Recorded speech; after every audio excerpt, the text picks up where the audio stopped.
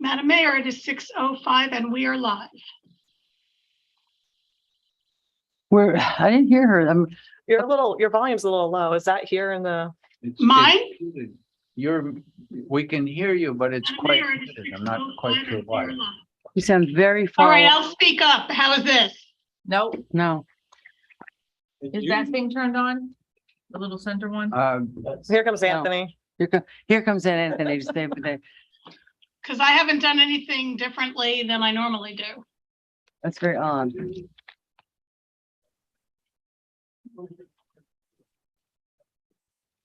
Try speaking. Is this better? Can you hear me now? Oh, yeah. Oh, yeah. Thank you. Thank you, Anthony. Thank you. Oh, excuse me. Good evening, everyone, and welcome to the July 5th regular meeting of the Lake Worth Beach City Commission. Madam Clerk, will you call the roll? Yes, Mayor Betty Resch, Here. Vice Mayor Christopher McVoy, Here. Commissioner Sarah Maliga, Present. Commissioner Kimberly Stokes, Here. Commissioner Reynaldo Diaz. Here. Thank you. The invocation will be led by Commissioner Stokes. All right. So, as you all know, we celebrated America's independence yesterday. So freedom was on my mind, and I've been thinking a lot lately about what it means to be free in America. And I feel the need today to take this opportunity to remind us that freedom is not something we won in 1776 that's guaranteed and final. We must constantly be working to maintain and expand our freedoms. And right now, I don't feel very free. When I take my kids to school, go to a concert, a bar, grocery store, church, or parade, and wonder who will be the next victim of America's gun violence problem. Will it be one of us? So I'd like to take this moment right now for us to reflect on what we are willing to sacrifice so we can all be free in America, ourselves, our families, and our neighbors we may not have ever met. So please join me in this moment of silence for the victims of the tragic shooting that occurred yesterday at Highland Park.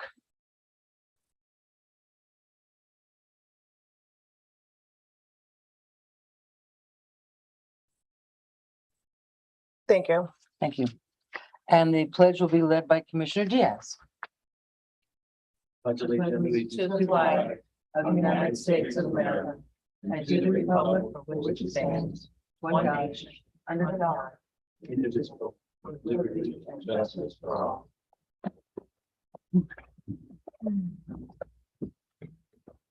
Madam Clerk, are there any additions, deletions, or reordering? Yes, Madam Mayor, there is one. The proclamation for Parks and Rec Month has been moved to the July 19th meeting at Lauren Bennett's request. Thank you. Can I approve the agenda as amended? Motion to approve. Thank you. Do I have a second? Second. Thank you very much. Presentations. First, we have All in favor? all in favor. Aye. Aye. Thank you very much. I feel like we're just all agreeing here. So pleasant. First, we have a presentation by Carolyn Beisner. I hope I say that, Beisner, Senior Environmental Analyst at Palm Beach County Board of County Commissioners regarding the Mangrove Pod project. And we've been watching this with such interest. Thank you. Okay. Look at you. There you go. Where am I? All over the place. I'm like everywhere. Everywhere. And the people at home can see you as well. Okay. Good. Oh, thank you. Yeah. Okay, let me try. How do I? Am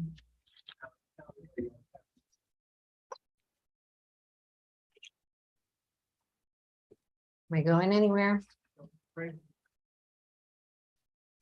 Is this one? Okay. All right. Hello, everyone. My name is Carolyn Beisner. I'm the Senior Environmental Analyst at Palm Beach County Department of Environmental Resources Management.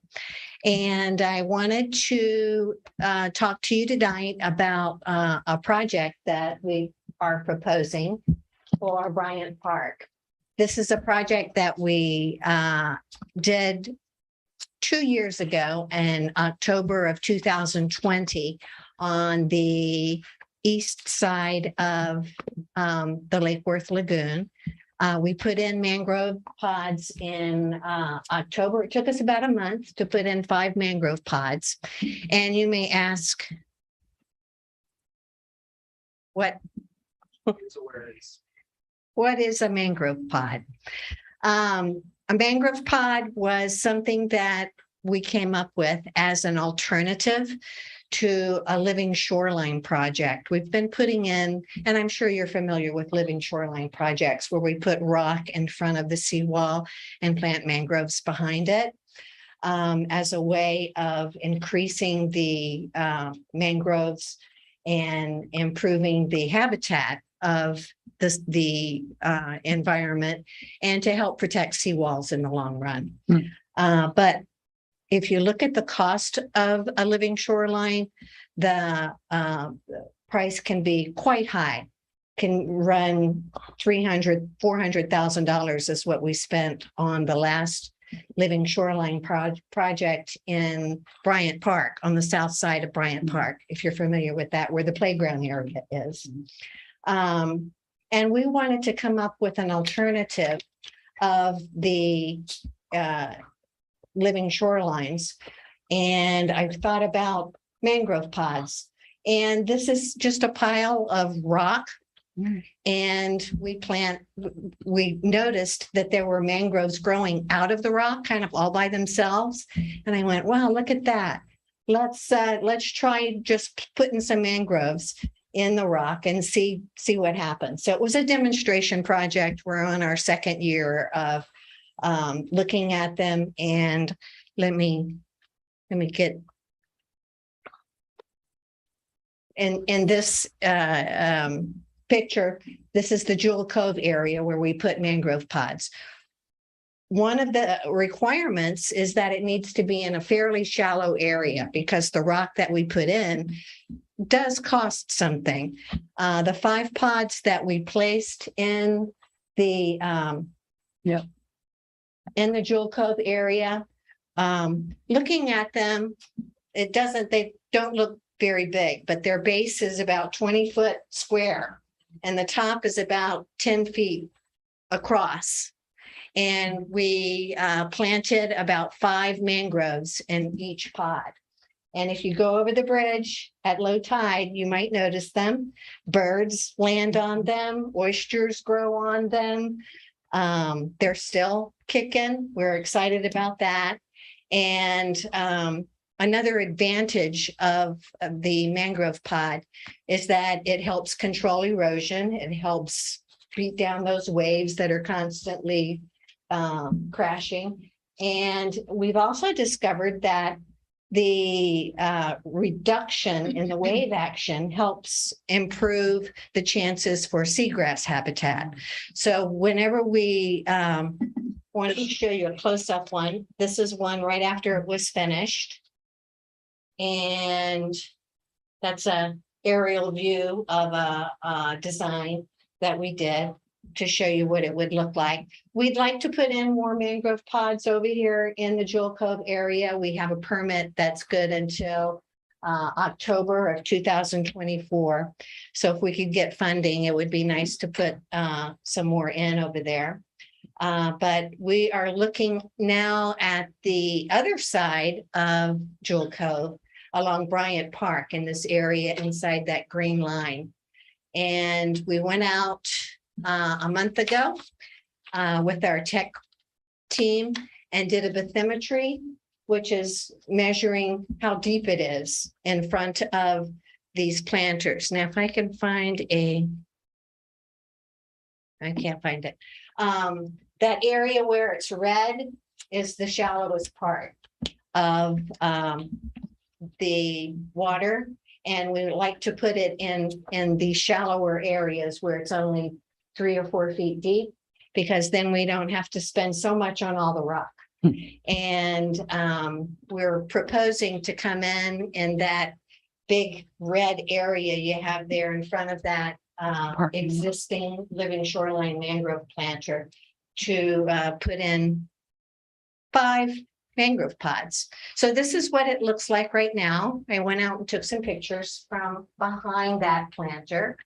And then I have some software Here you go, of what it Oh. would look like.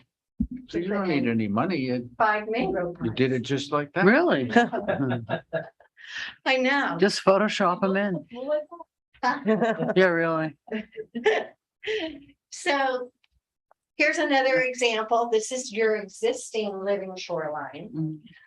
This particular grouping of mangroves inside the rock, we put in about 4 of them. And that was over $300,000. Really, maybe closer to $400,000 to put this planter in. So what we're proposing is to come in front of this, in that shallow area that you saw where the red was, is to put Oh, in that's great. some mangrove pots. And people to look at them. And people can look at them.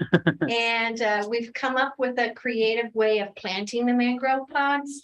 We get these bags, they're called grow bags. Nurseries have them. They're made out of a kind of a fiber-like material that breaks down over time. But you can get them in any size. And I grow mangroves and put them, I have them over at Jewel Cove in a little area where we're trying to grow some more mangroves. And I've got 5 or 6 pretty big ones that I can put in grow bags. And then we go out there with our techs and get the right elevation for planting them, pull the rock away, put the grow bag in place, put the rock over the top of it so it holds the mangrove in place. And then we keep our fingers crossed. And we've been very successful with the project. We're very excited about this. And like I said, what's going to happen whenever we do these mangrove pods is it's going to break down that wave energy that's constantly coming towards the shore.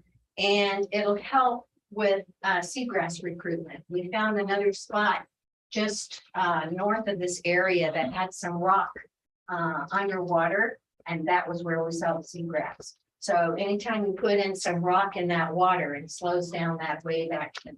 Then you start getting more seagrass. The manatees. Manatees love seagrass, exactly. It also helps with fisheries. It's a nursery. And improves the fishery habitat. So that's basically what we're proposing. It's pretty simple. Here's another view of your existing living shoreline there at Bryant Park. And then putting in 5 mangrove pods. So the importance is to create intertidal habitat, moisture habitat in the lagoon. The rock will attenuate the waves, reduce boat wakes, prevent scouring, protect, and encourage more seagrass beds.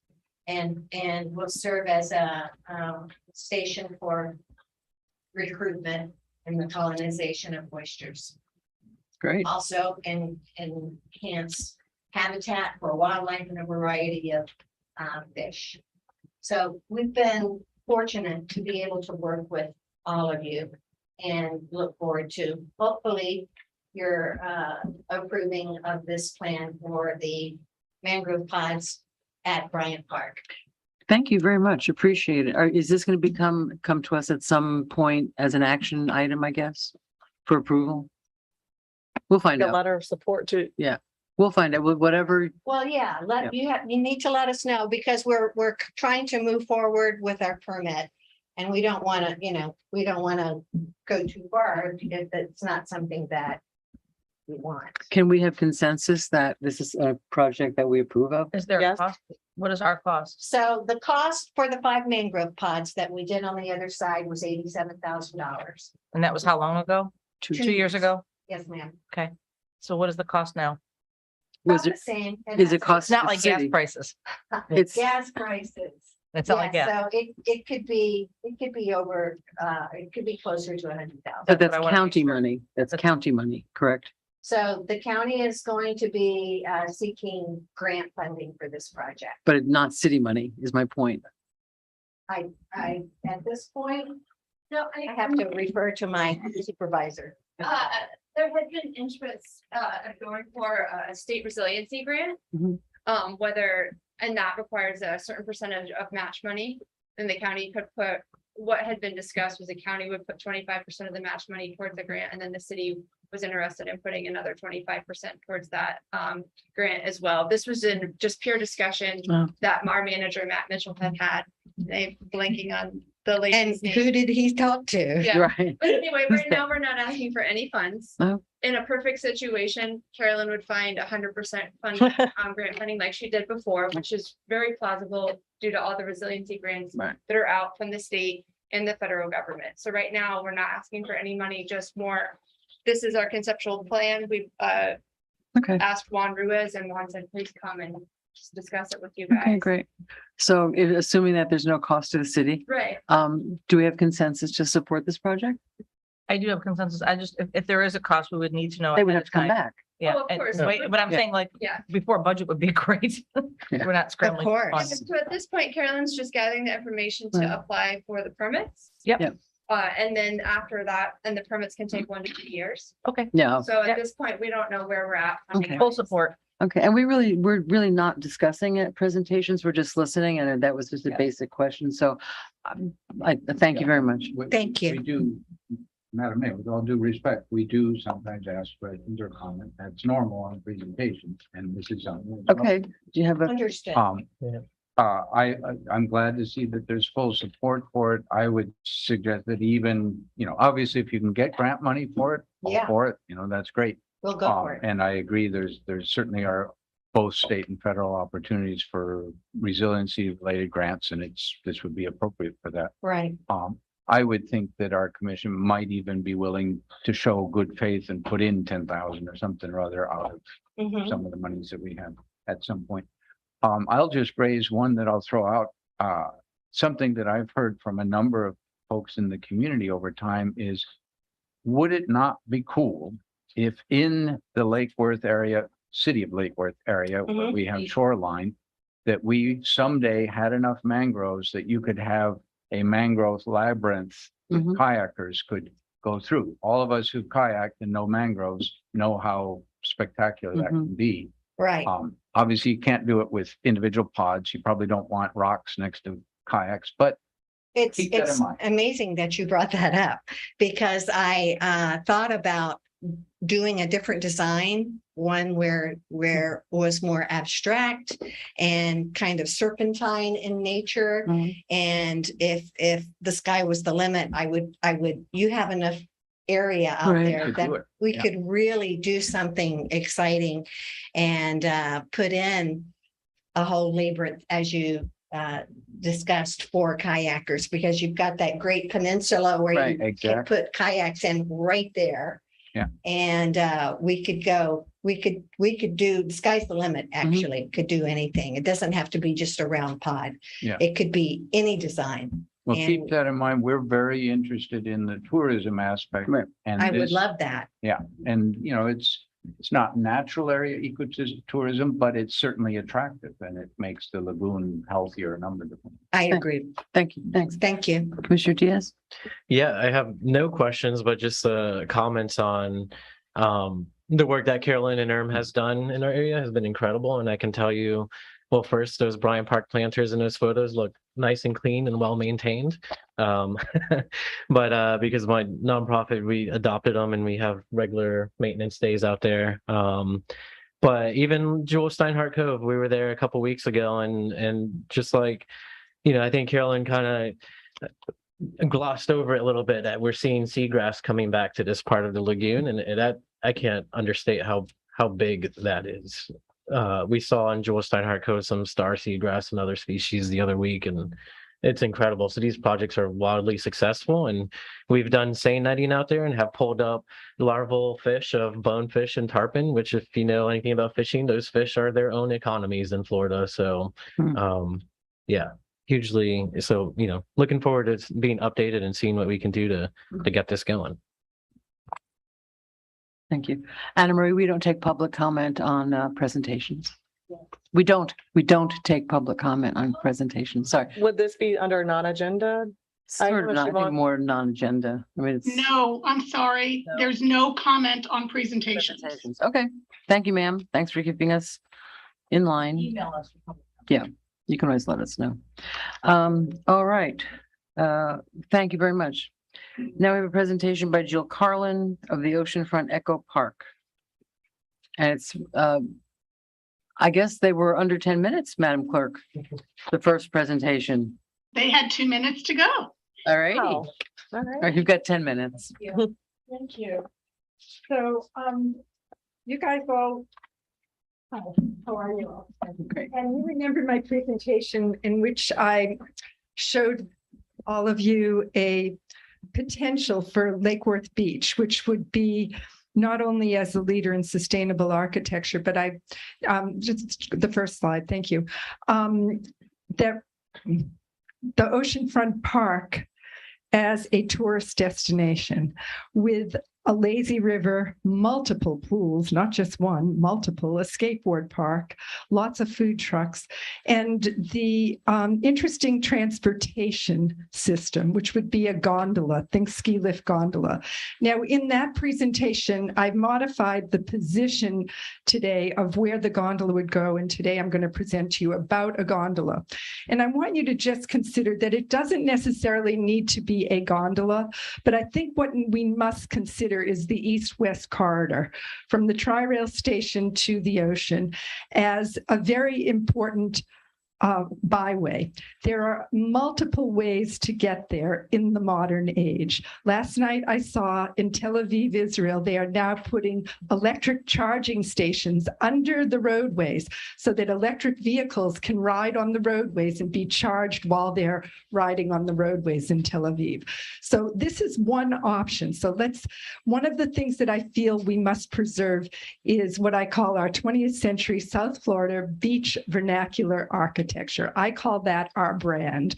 And the other thing that we could do, utilizing the types of things that I bring forth to you, this may be the last time, is sustainable architecture. It could be something that we really capitalize on. I've donated all of my late husband's work to North Carolina State University, but it's totally there for all of us to utilize, and I present it every single time. Let's go to the next slide.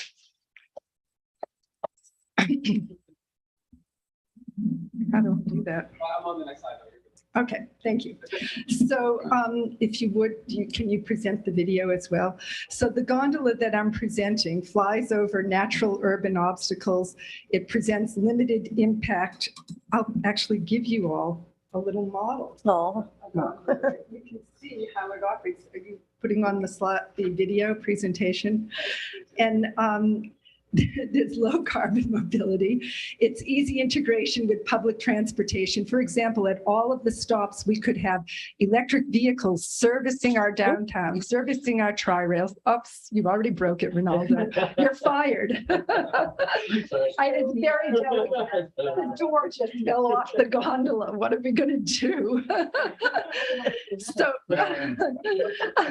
they're better made than the model. It's a low investment on operating costs, easy boarding and debarkation for all. They're safe, available, reliable, and quick installation. So the gondola video is not being shown. Here we go. You can make it full size here. So you can just by the time we get here. Right. You're not going to know what it is. So there should be music that goes along with that. Well, I thought you wanted to drink. It's gonna be loud. Well, it doesn't need to be too, then you don't need to play it. It's okay. You're going to all get the idea of how easy I've been working with this particular company. When I was a child, I used to ski on their ski lifts, and I just contacted the two major gondola companies to help them to make me this presentation today. And they were very helpful. For you guys to know, right now, Clearwater Beach is considering a gondola. Fort Lauderdale is considering a gondola. Hollywood is considering a gondola. There are gondolas, 3 gondolas in Toulouse, France. Right now, the 3rd one just went in. I was there a few years ago when there were 2. A 3rd gondola went into Medellin in Colombia. Paris, France is considering gondolas. So this is a new mode of transportation for urban transportation, an urban transportation solution. And this is something that I urge you all to use staff and investigate. Do this, not just the gondola. You could investigate a monorail. There are many different different types, you can go to the next slide, of urban transportation that you can consider. I'm encouraging you all to do that, to look at other ways and to reduce the parking. There's no need, could you go to the next slide, please? That there's no need for parking garage at Bryant Park. If the gondola stops that I'm proposing, if we can get to them, are one is going to be on the north side, on the west side of the golf course, right where the road is one way at North Golfview. There's parking right there. And the gondola stop can be on the second story. They can be elevated and can be 2 stories up. Carry on to the next slide, I think, if you've all understood that. So the main stop would be at the Tri-Rail station, and the Tri-Rail station would provide all the parking for our downtown. We no longer need to congest our streets with parking. We do not need any parking garages in our downtown because there's 3 available levels that could be constructed, maybe 4, at the Tri-Rail station, and it could extend all the way back beyond where the Lake Worth Beach High School parking is. The other debarkation stop, if you go to the next slide, please, is at the North Golfview, right there. That picture, you know that spot right there. And that would provide a really good location for servicing our downtown. It's only 4 blocks from our downtown. It's diagonally across the street from the Gulfstream Hotel. Workers and guests, tourists alike, as well as all of our residents and tourists who are going to the beach can all use that stop to visit our downtown. It's only 4 blocks away. It's less than what one walks in a normal city, in a large city, to go to any amenity in a larger sized city. Does this work? Do I go to the next one here? Okay, here we go. So, whoops. So on the ocean, we own a parking lot right at A1A, next position for a gondola stop, perfect position. And that's what I've changed on this map that I gave to you last presentation on December 7th. So you can pass this along. I changed the position of the gondola stop just a little bit so that it's right on A1A and can service the ocean from A1A. And the gondola stop can be an amenity in itself. It can have restaurants, it can have tourist shops, it can have a whole variety of things. If any of you have traveled on the Bright Line, you know how marvelous the stops are. They're absolutely fabulous. So we could do that here at Lake Worth Beach. So I just invite you all to imagine. I invite you to imagine what fun it would be. The gondola in itself will be a tourist attraction. Putting in a gondola in itself will be a tourist attraction for our city. People will come from near and far just to ride the gondola, to fly over our 20th century South Florida beach vernacular architecture, to see our adorable city and not use fossil fuels in the way that they're being used today. No need for a parking garage on Bryant Park. That would be, for example, an idea of what a gondola stop at our ocean might look like and what the infrastructure might look like. And that's kind of an overblown version of it, just drawn up by an engineer at the company. And those are actual existing stops. So there's one more video to show. And I continue to request that you consider more sustainable solutions for our city to drive our city into the current century, the current millennium, and get up to speed with cities all over the world that are removing cars from their inner city and thinking of alternative ways of transporting people in the inner city.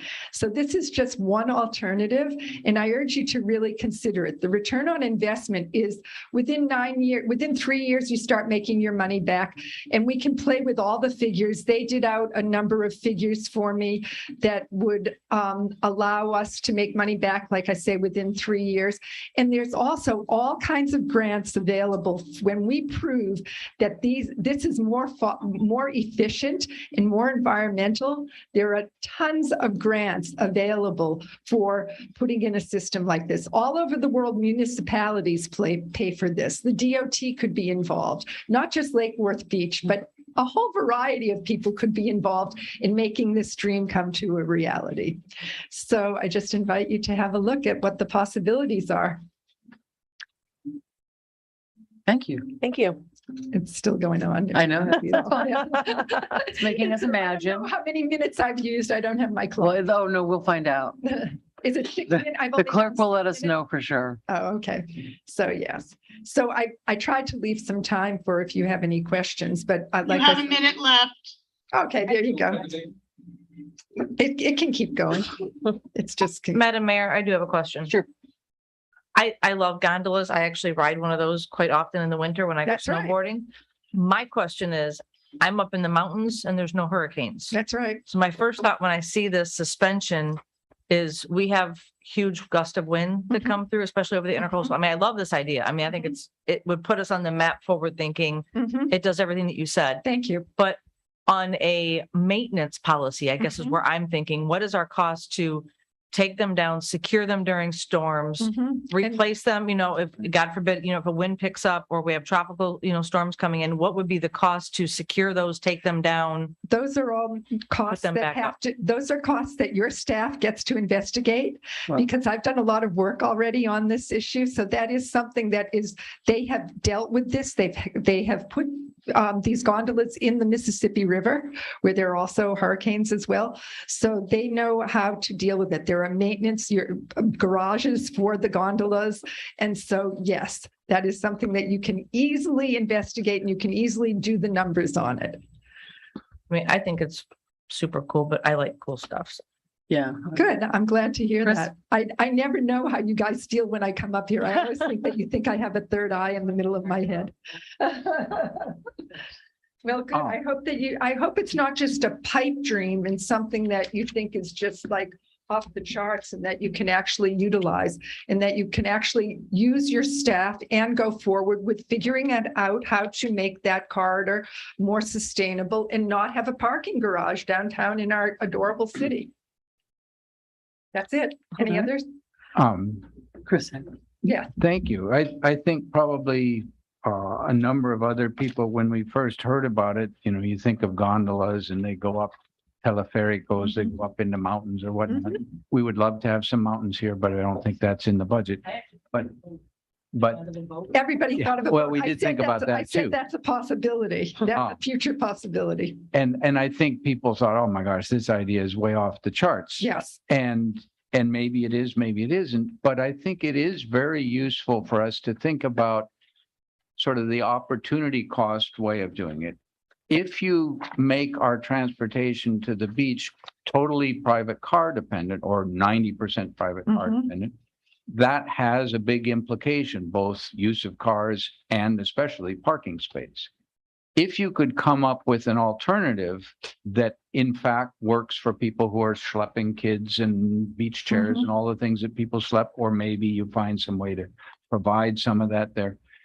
I think the idea of stretching our minds to think about, well, what do you get if you could eliminate parking? If you could come up with a viable alternative, and then on top of it, if it becomes a tourist attraction, that's gravy on top of Win-win-win, that. right? So, And then what I've done is presented you the actual tourist attraction with a water park and all kinds of wonderful things that you could do when you get to the beach, instead of just, a world-class water park, a world-class event at the beach with sustainable gardens and lazy rivers and tiki taxis and all of the host of alternative ideas. Yeah, it adds to that already existing or potentially existing tourist attraction of the gondola. I was curious. I'm sorry.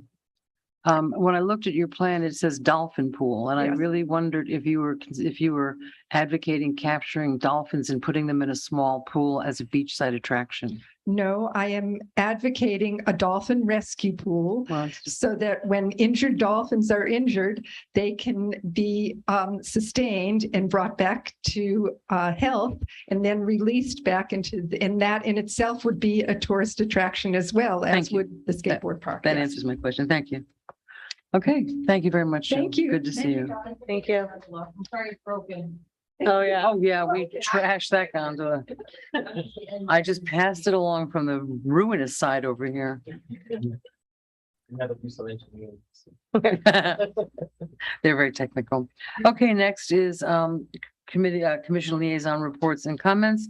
Let's start with District 4 today. All right. Where to begin? So many things happened in the last week that coincided with, Independence Day. And thank you, Commissioner Stokes, for that invocation. I think you kind of touched it very well, and I'm sure you'll continue that conversation in your report, hopefully. But between that and, we had our forum, our District 1 forum, and we didn't, I feel like we could have had more participation, but the participation was there, was super impactful, and, confirmed things that I think we all know is going on, especially in the whole landlord tenant situation. And it just highlights, appreciation being up here with you as fellow commissioners, because I feel like we all align on this issue, because there is so much that needs to be done. And hearing those stories, those two women especially that were renting in the situation they were in, there's a lot that needs to be done. No, and I'm looking forward to doing that a lot of stuff. So. Yeah, and I think, and I'm sure that our city attorney, who represents a lot of cities, is working on what can we do, just how much power do we have to limit, we can declare an emergency, but that doesn't have much effect, and which we could do as sort of a gesture. But then to actually do the state of emergency with rent, we've gone through this. It's going to require some navigation for sure. And and expense, and having to have a referendum every year. Yeah. But I think it was Miami that did just a state of emergency statement. And if you wanted to suggest something like that. Yeah. And, and I've looked at things like, especially, for affordable housing and whatnot, and looking at, things like parking requirements, and kind of like what Commissioner McVoy mentioned about transportation options. I always like describing it as it's an option. It's not, we're outlawing cars or anything. We're providing an option for people who don't have cars, so that they can live and exist in our city in an affordable way. And all of these things really need to looked at so that we can, continue this momentum. Because I think we're on a roll in terms of redevelopment and providing housing, and people are looking at us for an example, and we just want to make sure we keep that momentum going. And we're very conscious and deliberate as we navigate through these improvements and these things that, we do what needs to be done to protect our people. Thank you. Do you have anything else? I think that's it. Thank you. Commissioner Stokes. No, I wasn't planning on adding anything tonight, but I agree with Commissioner Diaz that I really enjoyed our town hall, and I'm so excited we finally got that off the ground, and now it's something we can look forward to every quarter and improving on. And I think it was a great turnout for the first one. Do we have a date for District 2? Do we know the District 2 town hall date yet? No. But I don't know. No, we don't have a date All right. yet. That might be something we Yeah. want to work on. So we'll work with District 2 Commissioner to schedule that. It was great. It was great. Yep. So, and I'm sure we'll have to consider what to do if the turnout does become much larger, because we had 2 hours with the number of people that showed up, and we want more people to show up. We want to hear things. So we'll continue. I love just like throwing it out there, getting it started, see what we can work on, and then getting better every time. So that was really exciting. I really don't feel like the need to take up much time tonight, so I'm going to pass it I along. hear you. Commissioner Boyd. Thank you. Thank you also to Commissioner Stokes for speaking what I think a lot of us are feeling, that Independence Day had a very heavy weight hanging over it with some of the recent things at national levels and some of the national level decisions. And then, of course, it's showing up in Highland Park, and wondering, I think it's a very real wonder. We assume it's going to happen somewhere else, and it won't happen to us, and it won't happen here. And I'm sure every single community pulse, Texas, all the different places assumed it wouldn't happen there either. So I hope that we will all vote and encourage our community to vote for people who bring more wisdom to that part of our society. I would like to thank the neighborhood associations for the great raft race yesterday. That was just yesterday. I'd like to thank my wife and former Commissioner Herman Robinson for helping make sure that the city commission had a raft. I'd like to thank Michael Davis, Carmen's son, and Sophia's boyfriend, Blade Vernon, who got drafted and put to work. Drafted, I think, is the Involuntary relocation, I think it is. we won by not sinking. Yes. We won in that category. And we did take the occasion to give a bit of a message on the importance of open thought and open minds and the things that books bring to us, especially when we don't restrict them. And we got a number of people came up and said they were very glad to see that we were speaking out on that. So I think we did something good with it. A slight thing with the raft race, a number of people noticed that when, and I don't know whether it was the city drone or somebody else's drone, but that drone was whoever it was being chased by an American oyster catcher. I'd like to ask, which sounds laughable, but that's how you lose nesting for a whole year. It's a big deal. I've asked starting about a year ago that we please have an ordinance, make sure that it's clear and posted at Bryant Park that you're not allowed to fly ordinances, at least during the oyster catcher nesting season. That's a bird.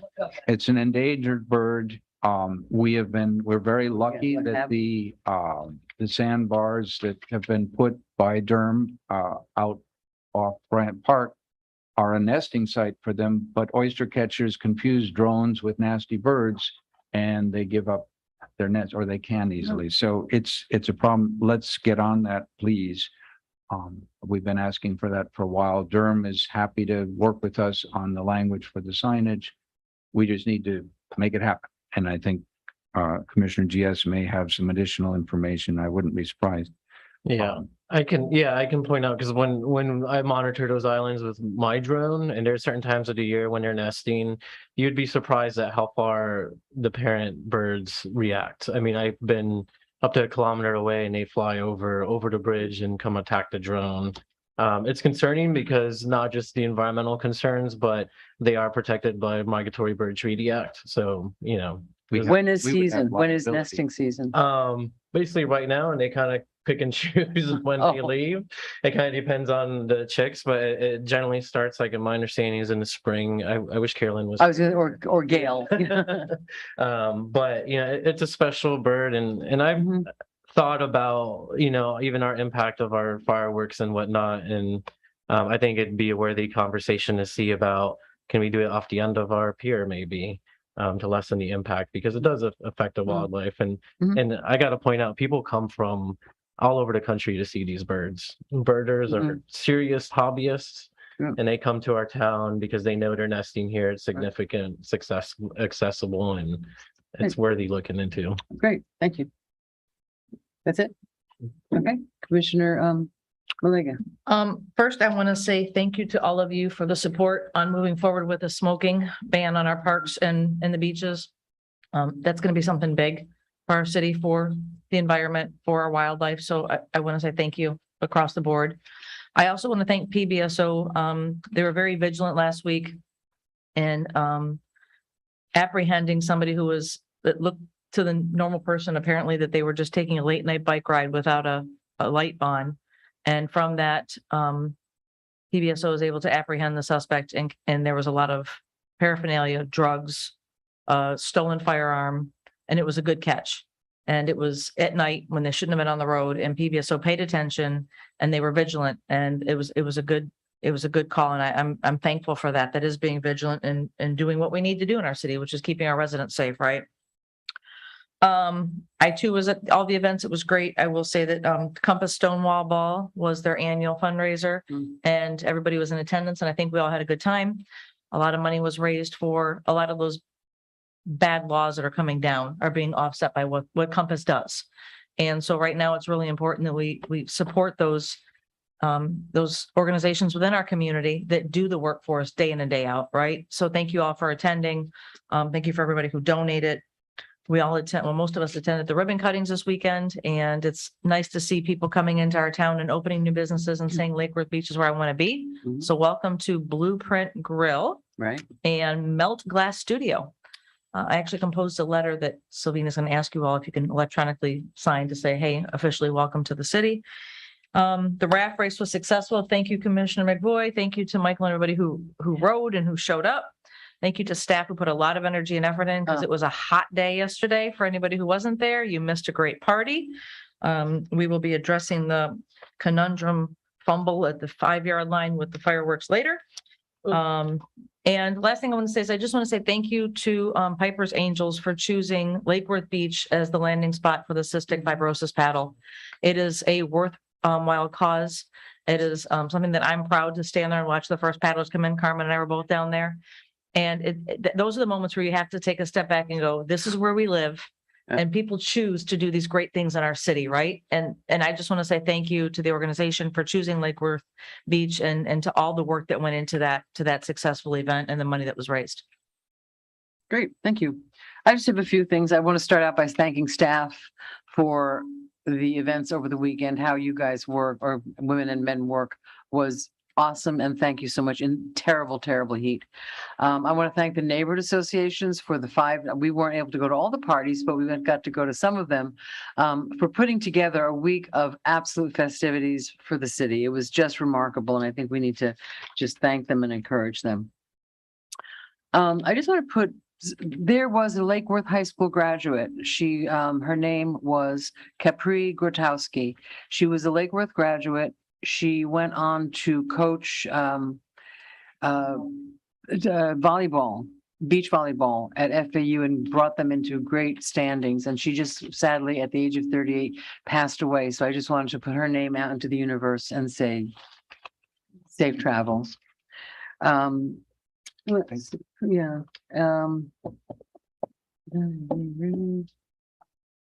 The smoking ban on the beach is great. What we're going to have to do, of course, is find out. The big question is, how do we enforce it? Where does that fall? But that'll be coming forward. And we're all meeting this week and last week and this week with the Gills, talking about the finances for the Gulf Stream and hoping those are going to be, going well. We're all individually meeting. So that's all I have. Thank you. Next up, City Manager, do you have a report? Just briefly, Madam Mayor, just want to say I definitely enjoyed my first 4th of July celebration in Lake Worth Beach. It was fun, and my son he jumped in, no pun Literally, intended, into the race, and he enjoyed it thoroughly. I was surprised he did it, but he did. He represented us well, I think. And so I had a fun time. I also wanted to thank the Human Resources team for the employee appreciation that was held on June 23rd. That was fun, had by all. They made a great luau celebration, appreciating all the employees and their dedication to Lake Worth Beach. So I want to say shouts out to the team. They did an excellent job. And it's my understanding, my first appreciation day, but my understanding this was the most well-attended employee appreciation event that they've had, that they've seen, from my understanding, well over 250 attended. So it was fun. I had too many smoothies, but they were excellent. Yeah.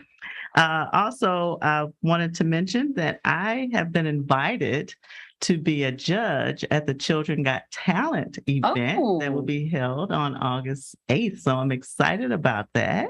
Where is that? That'll be at Wembley Gym. Okay. Wonderful. So I'm excited for that event. And I think that's it. I thought the forum went well. It was our first, and I think good information and was shared, and I hope that we'll continue through the rest of them. And like Commissioner Stokes say, we'll do better as we go along. But I thought that was a very first run, and look forward to the rest. I think that concludes my reports. Madam Okay, Mayor. thank, Thank you. thank you very much. Madam Clerk, are there any public comments? I don't have any under Non-agenda public items. participation, Madam Mayor. On non-agenda items, okay. I Um, don't have any, no. Okay, we're gonna ask Anna Maria to come up. She wants to talk about the mangrove pods, even though it's on the agenda. We're gonna, come on up. Come on up. Madam Mayor, City Commissioner, and everyone here. This is strictly a cautionary tale. Name and address, love. Oh, yes, of course. Anna Maria Windish Hunt, 404 South C Street, Royal Poinciana neighborhood. And I originally came from Coconut Grove. And the cautionary tale is basically, we had a wonderful park called Peacock Park. And they planted right along the park, the mangroves. They literally caused everyone to abandon the park because there was no sea breeze any longer or visual. And from what I saw, if you're going to take it south, then in a couple of years, you won't have a view of the raft race. And if you take it north, where we are now, I just had someone yesterday say to me, why didn't they put the pavilion this way so we could get more breeze? So I'm all for having habitat for the animals. They serve a purpose. Keep them out there, leave everyone happy out there, the animals and the fish, and take care of the people that really enjoy walking on the promenade and in an evening getting a breeze and not ruining the view. Because if you know how Chrysler Park is up on our beach, if from there start to there, you can't see anything, and it's illegal to cut them, and they will grow up to 30 feet. That's all. Thank you. Just cautionary. Thank you, Anna Maria. Do we have approval of minutes? Do I have a motion? I just want to make sure, Melissa, Yes, There ma'am, was- I did correct the June 11th minutes and I swapped them out online. Unfortunately, I didn't print the page for you. I apologize. okay, thank you. There was an error, but okay, motion to approve. Before that, you mentioned the June 11th meeting minutes. Yes, sir. I'm looking at the June 15th pre-agenda work session minutes, and it says on the third item, consensus for each commissioner to commit 2,000 from their discretionary fund to pay for a kitchenette for the I library. didn't catch that. And that's not my recollection of how the discussion Right. ended. I That's agree. correct. I asked for consensus and a couple of people said they were in on it. They were in for it. I don't remember exactly who that was, but there was not consensus to do that. Was So is that disappointed the in one that. that's been corrected? No, there's a, No, because that's the first I'm hearing of it, but I'd be happy to correct it and put it back on the next meeting. No, Madam Mayor. Madam Mayor, the corrected statement would be that there was consensus to move forward for funding, because I indicated that we will find funding within the budget. And we Oh, right. did. Yeah, that you, okay. And so you all had consensus in doing so. so the language needs to be changed to instead So of, the we budget. can verify. the I still language. wanna give my- I'm sure Madam Clerk would review the video. Okay, thank you. Okay, so as amended or as corrected? motion to approve as corrected. Okay, great. Do I have a second? Second, Thank you. All in favor? Aye. Aye, thank you very much. Consent agenda. Do I have a motion? Do we have public, does, What? did our clerk say we have no public comment on any? Oh, that was That no, was- sorry, yeah, sorry, sorry. Yep, motion to approve. Okay, do I have a second? second, All in favor? Aye. aye, Okay, unfinished business. A, resolution 32-2022, support for additional traffic calming measures on federal highway. Mr. Brown.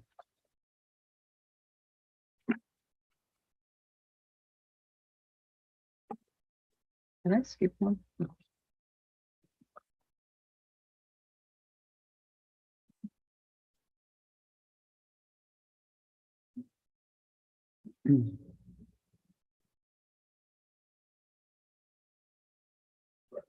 Okay.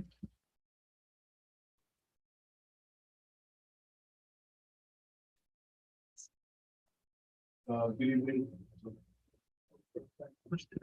Good evening, Madam Mayor, Commission. For the record, Jamie Brown, Public Works Director. For this item, thank you. This is a continuation of our workshop from May 9th, where we discussed the traffic calming project that DOT is going to be doing, the R project on Federal Highway. So what I wanted to do was just go through the presentation really quickly, just to kind of refresh everyone's memory. Let's see here. There we go. So what this project is, it's 10th Avenue South to 6th Avenue North, R project resurfacing, restoration, rehabilitation, due to start March 5th of 2024. ADA improvements will be done during this project, as well as drainage improvements, signal upgrades, lighting retrofit, everything else. Begins at 10th Avenue South, the proposed crosswalk with the rectangular rapid flashing beacon at 8th Avenue South. We also would have a raised intersection at 7th Avenue South. And moving to the north side, north of Lucerne, there would also be the proposed crosswalk and the rectangular rapid flashing beacon at 3rd Avenue North, as well as the raised intersection or the raised pedestrian crosswalk between 4th and 5th Avenue North. That's an example of the rectangular rapid flashing beacon, and those are at locations where there is not a signalized crossing for a crosswalk. Same there. This is an example of what the raised intersection would look like. And again, I'm just kind of going through these pretty quickly because we went through all this back at the other workshop. This is an example of the actual raised crosswalk. This is what the pattern pavement would look like at the intersections. So what I wanted to do is just kind of go through this again really quickly, because based on some of the conversations we had at the May 9th meeting, we had gone through these with DOT. If you recall, Leslie, who was the project manager back then, was on with us. We had come up with multiple things during that conversation, such as possibly narrowing the roadway with striping, narrowing the roadway by relocating the curb lines themselves, narrowing with landscaping, horizontal shift. There were a lot of things that we'd come out with. So what I had done was I compiled an actual list and gotten that over to her the following day. She ran that through all of her divisions at DOT. Unfortunately, based on the right-of-way width and everything, none of those are feasible on the roadway. The one thing that is still outstanding, which they're running the data for right now, was one of the other things that come up was the north of Lucerne heading northbound, the middle turn lane. We had talked about possibly eliminating that, doing a raised median or something like that. So what they're doing right now is they're running all the traffic counts for access for both east and west off of that turn lane to see if that's something that's a possibility or not. They do not have the data back yet for that. So that's outstanding, but that's separate and apart from everything else that we're kind of talking about right now. So what I just ran through on the presentation, those 4 separate calming measures are what they are basically offering, saying this is kind of what it is, kind of a take it or leave it thing. Unfortunately, again, you know, as you guys are well aware, it's their roadway. They did all their analysis. They went through our proposal we had sent over, or the analysis for the mini roundabouts and everything. They did all the analysis on that. So they're listening to what we're saying, and they're listening to our options we're throwing out there and different things and considering different things. But ultimately, what we have before us is what they are willing to do, to design and actually build on the roadway. So I wanted to bring this back to you guys to get kind of a final conclusion. Is this something we want to do or not? Because I'm going to have to let them know whether we're interested in doing these or not. Well, I'm going to call on Commissioner Malaghy. She may have a question I was about to ask. First, any money that we're going to get out of FDOT to improve the roadways, I'm in for. I mean, I wish that we were more involved with the decisions, like we were at the meeting last week, where they actually brought in the schematics and everybody could touch and give guidance prior to them doing the presentation. So I understand and I get that. We also had talked about them making Federal Highway a consistent speed from start to finish. Where are we with that with them? That they're going to do They are going to make They're going to 25 do miles that. an hour. 25. So, It will be changed from 35 to 25 and stay consistent. and stay consistent. And then the project that comes the following year, we'll be doing the exact same thing for that, which would take from 6th Avenue North Wow. to Arlington, just on the other side of the C-51. Then I'm Which good would- with that. That's slow. which That's would- gonna slow things which down. would- Yeah. And again, there's speed limit signs. So it's a matter of people actually adhering to what they're seeing on a sign and assuming they're going to do that. But But always at least, about I mean, but it's a step forward, right? No, it's We absolutely a step hear forward. How many accidents happen on some of those corners? yes, And again, we have children that cross those streets on a Yes. regular. We have bicyclists out there. To me, 25 miles an hour, even though it's a main highway, it's important. I mean, I think we're protecting our residents And and they're our willing to visitors. do it. So So- there you go. Commissioner McVoy. oh, I was just going to say that was actually, if in the staff report, that was one of the 4 bullet points I put on there was the consistent speed throughout the corridor.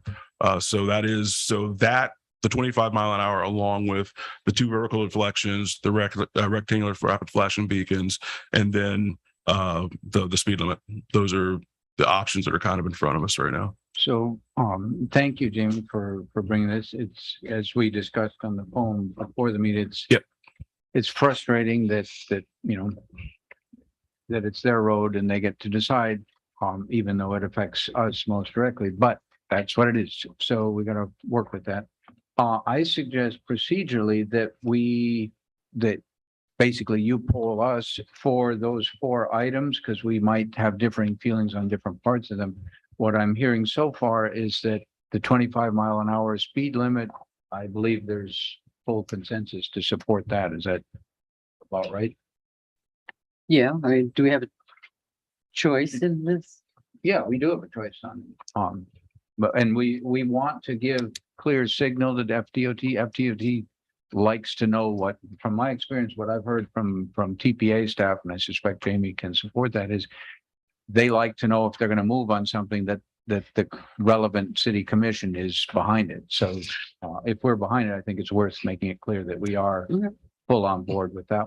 And I didn't mention at the beginning, but this is actually for a resolution. So Right. we would then submit the resolution to DOT, which would contain what you guys have a consensus on as far as what you view would be nice to have on federal highway. Well, So the reason. based on what the they've reason I given asked us. it is because it doesn't say, it just says addressing the consistent speed Yeah, limit between. let- It doesn't say what that speed limit is. Yeah, That's why I asked. let's adjust that Yep. to be the 25. recommendation support for 25 mile an hour throughout Mhm. that section.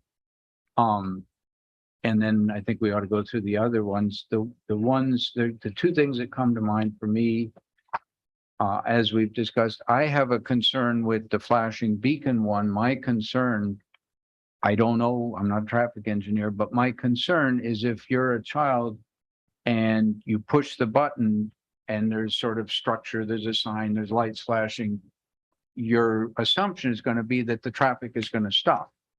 But it in fact is not a red light. It's not the same as Lake Avenue near the high school where there is a red light and traffic does stop. They're not going to give us that. But the question in my mind is, does it do more harm by giving a potentially false sense of security to the kids when maybe they won't stop? I don't know the answer to that. I'm just raising it as a question because it would be certainly unfortunate if some kid pushes How do the they button, operate? says, Is it because it says flashing? you push the button. Yes, so the rectangular rapid flashing beacons are utilized at uncontrolled crosswalks. So there is no signal there. It's just a crosswalk. There's nothing to slow down traffic. Right. It's just a crosswalk crossing the roadway. if somebody So has to hit someone hits the button, Oh, okay. they flash. Oh, I thought it was a flashing thing all the time just to warn people. No, it's just that you hit the button to activate it and they flash. So it notifies oncoming traffic Yeah. that someone is crossing the roadway or will soon be crossing the roadway. So it basically gets someone's attention if you're driving, because if you don't have one, you're just kind of driving and expecting someone's going to actually see someone kind of run across the road or step out onto the roadway. So And there's really nothing to catch a driver's we attention. need to educate the kids. Yeah, to let clear reflection. I think the education is push the button, but still be very skeptical. Right, exactly. Yeah. Yeah. And, Well, so it's not gonna have the walk and don't walk signs. Right. So it's No. not gonna be like, walk now, kid. Right. It's, No, you know, it's not, right it's not now, a controlled intersection, if you correct? walk into a crosswalk that has nothing on it, the cars have to stop. And you well, have in no, California, they have to not. well, yeah, certain crosswalks Oh, yeah. are downtown. Oh, If yeah. you have to yield. Yeah, you have to yield to I didn't learn pedestrians. about that until I went to college, and I was like, oh, they have to stop, but I'm still very cautious because I don't trust But them. if you notice downtown, even though you're supposed to yield to pedestrians, God. a lot of times if you don't Right. stop to make sure, cars just keep Oh, you have going. to. So I think this would be an additional layer to that. And if these have been implemented throughout the country, and we haven't heard any stories of kids using them, right? And I feel like I would like to believe that if these are having the opposite effect, that FDOT would know about it and stop recommending them. But they've been implemented. Yeah, like you're saying, it's just another level of protection. Mhm. Because right now, if you imagine driving down Federal right now, and obviously there's a lot of background, there's a lot going on.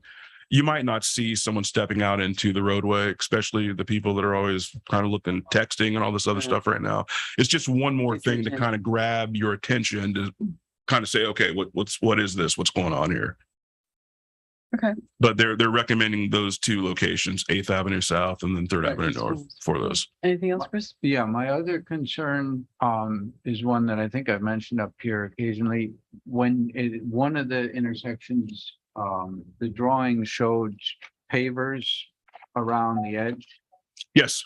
And my experience, I notice it more biking than anything else or walking, but there are pavers at the intersection on 10th and A, and I think 10th and D.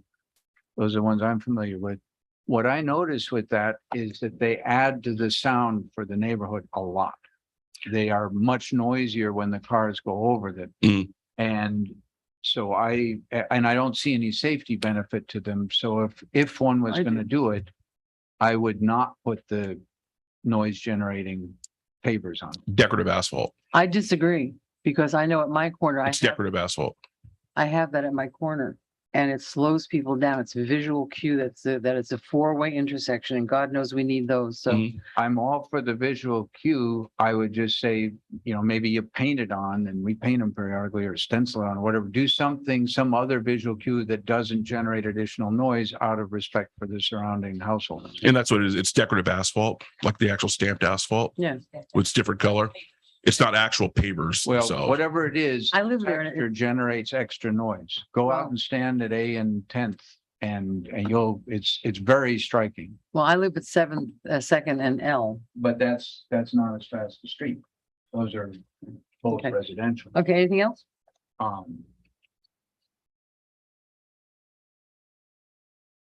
The vertical deflection, I would prefer the horizontal narrowing, but we can't get it, so I guess I would say. Those would be my comments. Thank you. Yeah. Commissioner Diaz. Yeah, thanks for mentioning the vertical deflection because I think we spent at that meeting, especially I'm looking, when I look back at my notes, I know we spent, I think, a considerable amount of time discussing that. Mhm. And if the way our brief reads basically is, I guess is it suggesting that the reason why we can't do away with the vertical deflection is because there's not enough space in a roadway? Because when we were discussing it, I very vividly remember that we spent a lot of time talking about how things like the appearance of the pavers and other things will work, and too many vertical deflections is going to discourage, for example, bicycle users, and arguably maybe not that great at speed control. I'm daily walking my dog on 6th Avenue, for example, and bump outs, whether or not they work, I think depends on the time of day. But we spent, I think, a lot of time talking about the option of having the pavers at the crosswalks, having the signals and all that without the deflection. So what exactly is the reasoning that we have to have the vertical, like, we're not talking about the width of the road, we're talking about more material, more fill. correct. So like, what exactly is the reason for that? The reason for that is for DOT from all the data and everything they ran, that is for from a safety standpoint to slow traffic. The whole point is we're trying to slow traffic down. And based on everything they've done, though, these are the measures that they've come up with in this particular corridor that they feel are going to work best. So if it's the decision that we do not want any vertical deflection, like we don't want the raised intersection at 7th Avenue South, and we don't want the raised crosswalk between 4th and 5th Avenue North, if that's what the decision is, then that's what I would base the reso on, and that's what I would submit to DOT and say, this is the direction the commission would like to go. They don't want any vertical deflection on federal. And that's what I would submit to them. And then we'll see what happens from there. Could we modify it a little bit? For instance, and I'd forgotten about that, but it's a very good point. For bicyclists, the vertical deflections are really annoying, especially if you're trying to go up to West Palm, you're trying to keep a speed on it. Those deflections just are frustrating and they slow you down and they're not very safe. Is it possible to at least sometimes, like I think we do here in town, we tend to taper down the edge and leave you a foot and a half that's still at grade, which, you know, as a bicyclist, we look for those and take them. They do need to be graded down so that they're not a additional risk. Right. Is that something we can ask for at least? If I recall correctly, the taper does go down to the actual curb line because keep it on, they have to maintain stormwater as well. So typically you don't see those go directly to the curb line. They actually taper down to the gutter. Because if you don't, you're going to have water ponding on each Right. side of the actual. I suspect they do it for drainage reasons, not to Correct. be nice to bicyclists. So those do taper down, but Can you get them to leave a little bit wider than just tapering to the curb? I know that's not their standard, so I can't say that's what they would do, but typically they want to have that go as far to the curb line as possible. So you don't have cars kind of, Yeah. Trying to avoid it. and going like one of these things. So that is not the spec they have. So I can't say that that's something they would be willing to do or not, but. Because a big fear that the example that stands out to me is Olive in West Palm by St. Juliana. They're so close together. They're really drastic vertical deflections. I mean, bicycle, moped, scooter, even cars to some degree. They're really aggressive. And I think after those deflections, I typically just see people speed away from them. So it's something to consider because I know we talked a lot about it and I don't see that reflected in the brief. Well, they're only talking about doing the raised at 4th and 5th and Federal and 8th. The existing pedestrian crosswalk between 4th and 5th Avenue North, Right. and then 7th Avenue South would actually be a raised intersection. So in the with the whole plateau. span, that's the only two that That's the they're only two. talking about. And you wouldn't do it at the rectangular flashing thing? Correct. There's nothing of that. That's just an actual crosswalk at the rectangular rapid flashing beacons. So you'd have Wouldn't it two of make- those. If you're gonna do them, wouldn't it make sense to do one there? So there's a visual for the drivers in addition to the flashing? That's not what was being proposed. They just had the rectangular rapid flashings at 8th and 3rd, and then the vertical I deflection. know at they 8th didn't and- propose it, Yeah. but wouldn't that make a certain amount of sense to do? If you're gonna make a crosswalk that you want to give people, kids, pedestrians, some safety, wouldn't it make sense to accompany that by the raised, if you're gonna do raised at all? I think they looked at the fact that 7th Avenue, the intersection itself would be raised, and then having that another one right there at 8th. I mean, you're pretty close together there. I'm not sure what the reasoning was, why that was what they're proposing, but I would assume it's just the actual spacing between the two. And Commissioner Diaz, would your feeling be that we're just do some sort of visual marking, hopefully that doesn't generate more noise, but don't do the vertical deflection? Yeah, I mean, like I said, we discussed it at length at the meeting, and it's just not really reflected in here. And I don't, necessarily see the reasoning why we can do away with the vertical because it's done elsewhere. I mean, 6th Avenue has the bump outs, but the pavers themselves are level with the street. And so I was just pointing out that was something we discussed, and I was just curious, what's the reasoning why we're going to be, why we have to agree to a raised intersection and crosswalks. Again, after that meeting, I took notes. I submitted everything to them the next day of everything that was discussed and all the different bullet points. And they went down through everything and Right. So they're and- saying it's not because of spacing, because I know, like on the list, for example, it says to consider moving the curbs. And I thought we were very specific to say that's the last thing we want to do. We were saying we don't want to re-engineer the road and we don't want to move the curbs. But if we can, in terms of restriping and lane width, like to look into that, which that was done and very much appreciative. But it sounds like the reason why we need the vertical deflections is their reasoning is because DOT is saying they're safer, not necessarily because of spacing. We can't have striping because of space. We have to have vertical deflection because they feel that works better. well, the issue with the striping was and you're talking about narrowing the roadway just by with the new striping. It's just So for that particular state road, it's a minimum of 12 feet. Right. For the stripe. And I think at that meeting we had talked about, you had asked about, can we narrow it down to 10 feet? And that was not an option. Right. But So- let me ask a question, Yep. because you mentioned that too, Jamie, that the concern was the DOT standards for that highway have to have to accommodate a certain size truck. WB 62 FL. Yeah, that one. Yeah. I've got. two. It's a double semi. Okay, let me ask you a question. If you stripe the thing, there's no vertical anything, there's nothing that prevents that size truck from going down it, but you visually narrow the road with the striping. It doesn't in any way impede a truck from driving over those stripes, but the rest of the time, normal vehicles see the stripe and are visually slowed down a little bit by that. What's their argument that they can't do that? It doesn't require more right away. The trucks are still accommodated because the trucks are just going to drive over the striping, fine. But it does help visually slow it. Why not do that?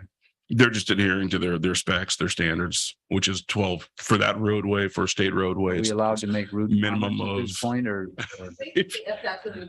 Well, they're following their specs and for that particular road and for state road, the WB 62 FL is the type of vehicle they run through their simulation to make sure, and that's what they did for even the mini roundabouts to make sure that can actually traverse the roadway properly with mini roundabouts with whatever deflection, vertical, horizontal, whatever it is we put in there.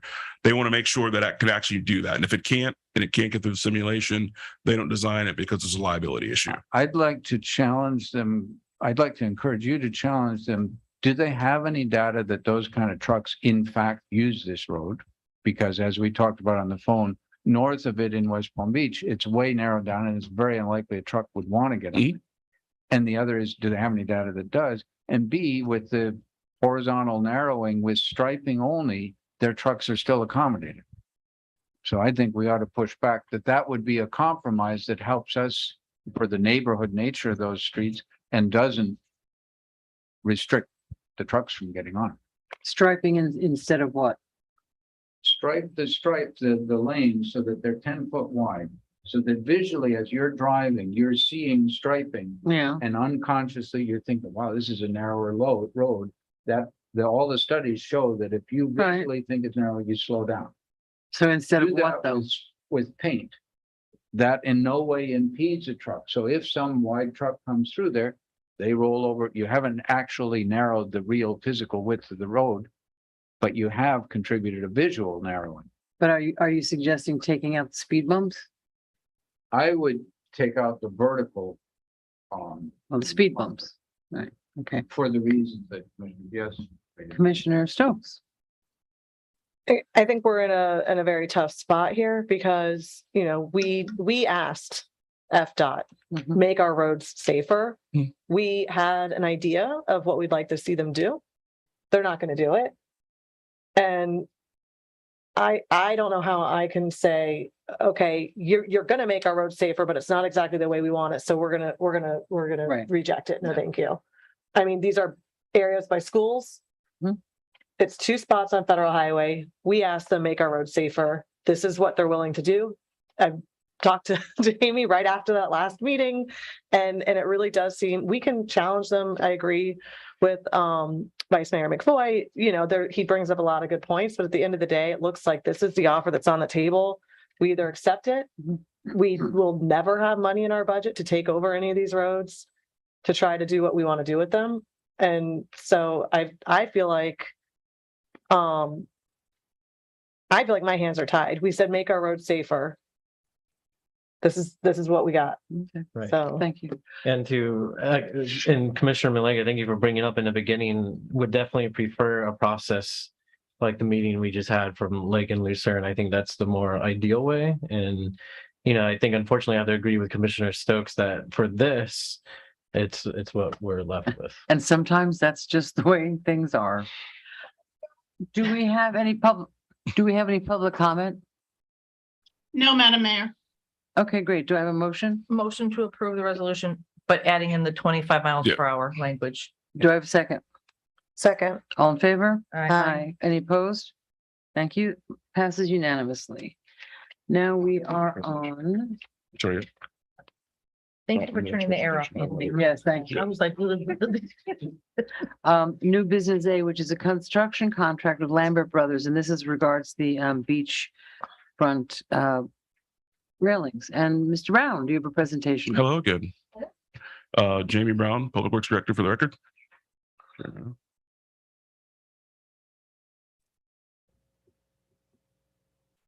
Thank you.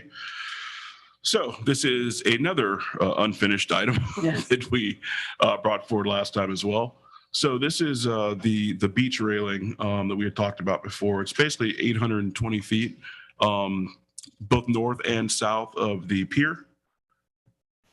This is just kind of showing the layout here, but what we had talked about last time, and I wanted to show what we're proposing to do. So our budget is $125,000. This is your standard rail. This, I included the FDOT spec sheet here for your standard horizontal pipe rail. And what I'm showing here is this is the north end of our beach. So Chrysler right there is to the left, and where we start, that was the railing that was installed. The horizontal or the vertical picket aluminum fencing is what was installed back in 2012 when the beach was redeveloped and they had to redo the cap on the seawall there because it was cracked during the whole beach redevelopment. So what we're proposing is actually what Crosswalk has right now, that horizontal pipe rail.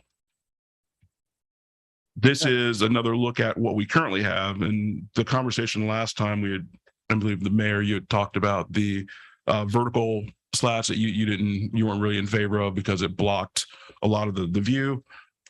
And this is where we currently would stop, which is about mid pool building, where the vertical aluminum rail stops. And then that greenish fake wood is what we're looking to replace and take that from mid pool building all the way to the south end of our beach.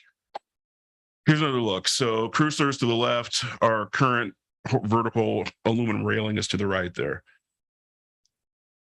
I wanted to show something else here. There was some, and really when it comes to railing, there's the options are infinite.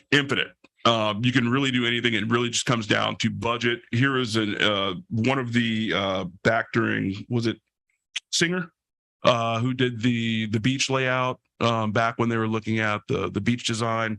And this was one of the original options he had kind of thrown in there.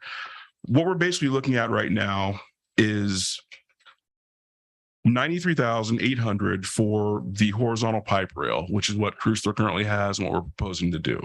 If we wanted to look at the option we didn't like, which is currently what's out there right now, the newer railing, which has the vertical portions of that aluminum fencing, it's basically $29,000 more on top of that initial amount. For something, Yeah. Exactly. Yeah.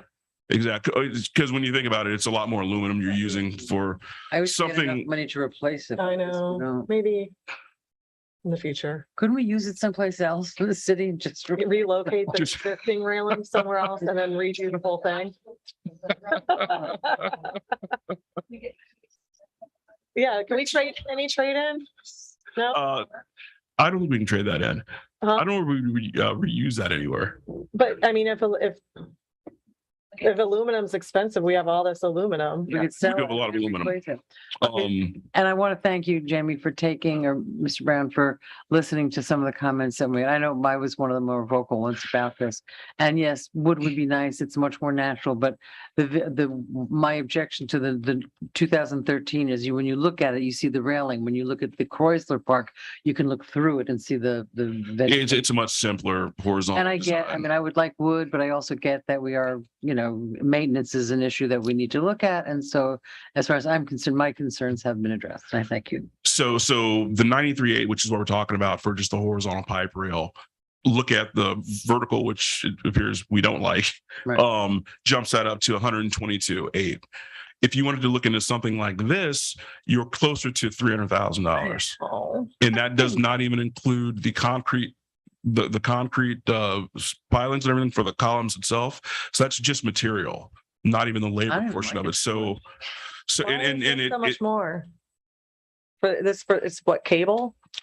cable and just the look of it. You can add LED lights to the top of it. You can do a lot of different things with it, and then you can kind of just take off from there and make this as fancy.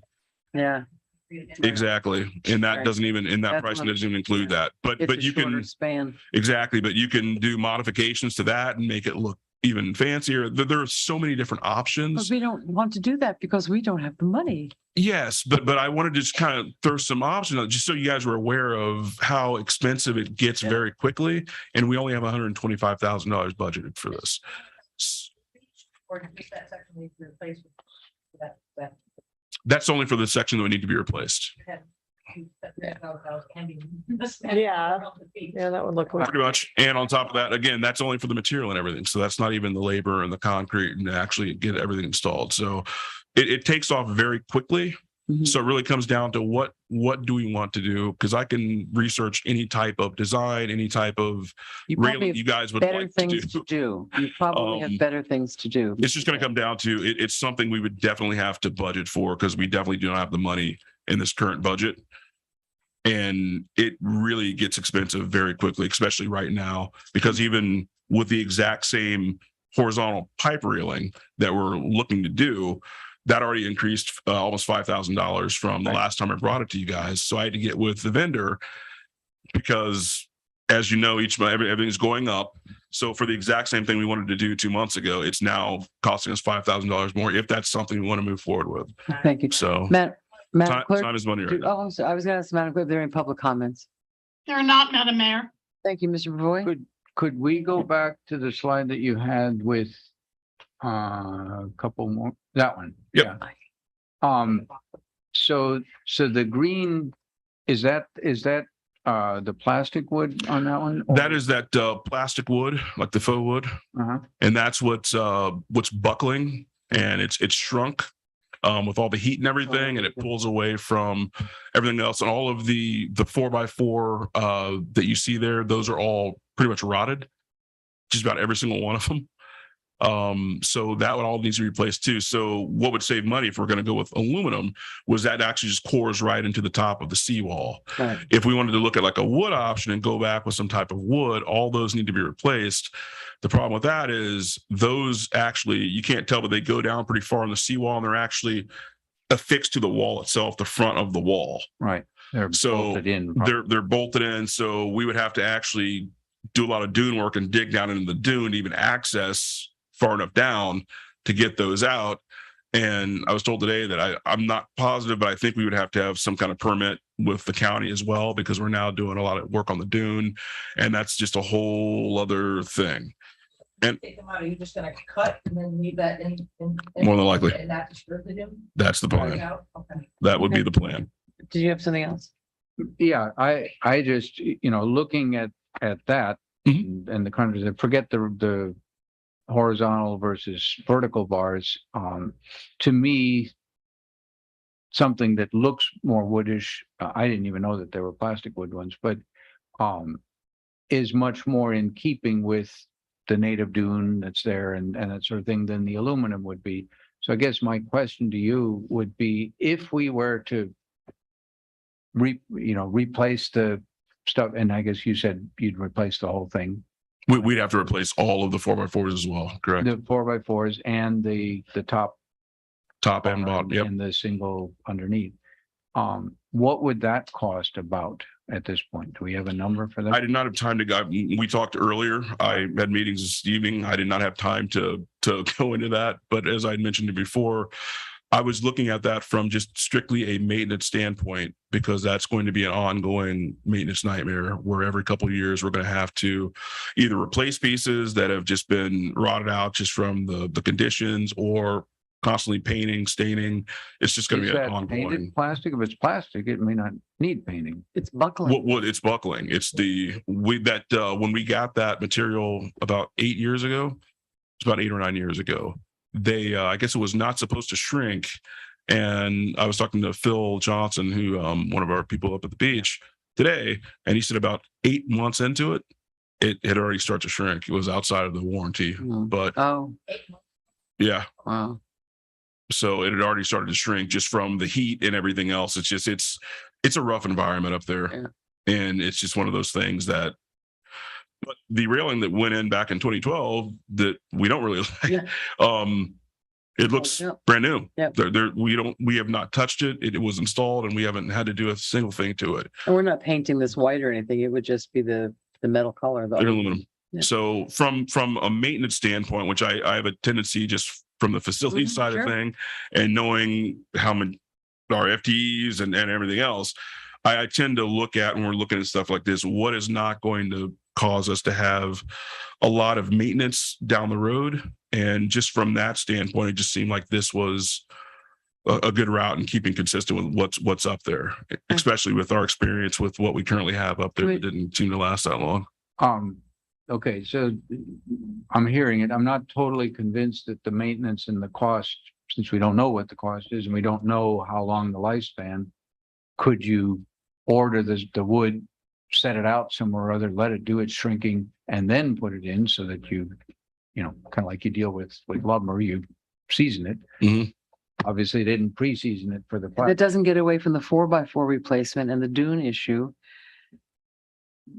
They're all issues, but it does address the visuals. Well, So but maybe, I mean, that, and so anyhow, if it's the will of the commission to go with the aluminum, fine.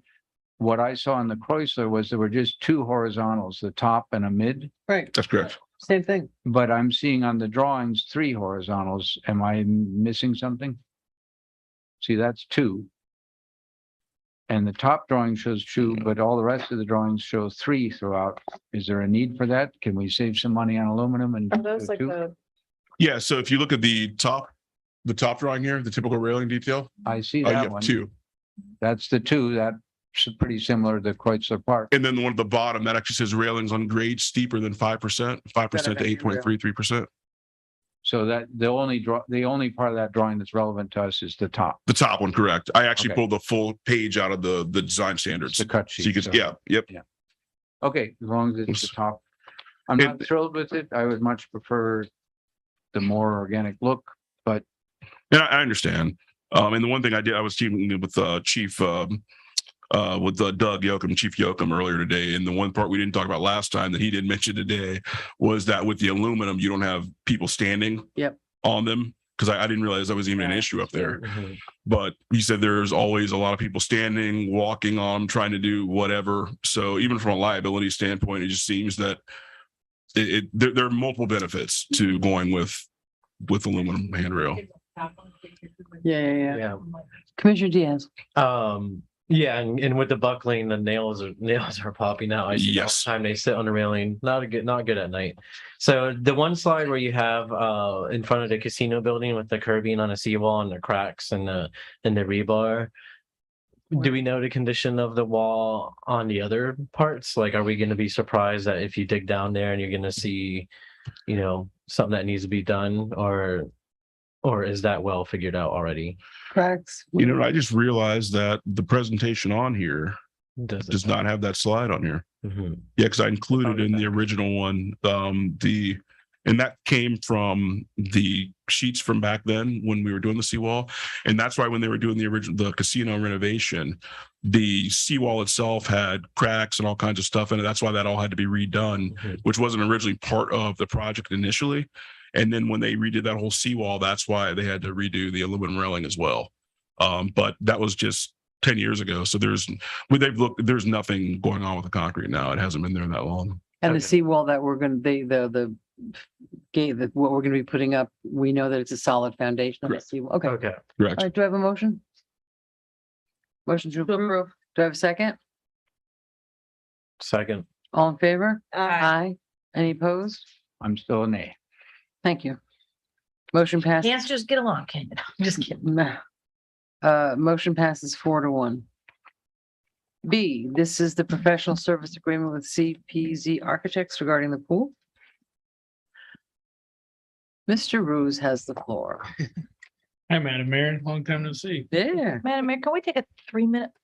sure. I'm not, Huh? I'm never I know, gonna, I was like. I will like- never stop like, before we anybody get from a started, bathroom. I'm sorry. Yeah. I'm sorry, Okay. Assistant City Yes, Manager. sorry. Can we take a You break? scared everybody once. Okay. It wasn't just me, see? No, thank you. I was like, we only have one item left. I can make. Right, we only have one item left. Can you mute your mics, please? Or turn them off? Thank you. Melissa, did you pull Chris in? I did. All right. Oh, wow. Oh, wow. Hi, Chris. How is it? Success. Spring. Hey Juan, good evening. Hey, Chris. Hey, can you hear me? Yeah, Good. we got state-of-the-art audio now. Very cool. I think the mic's hot though.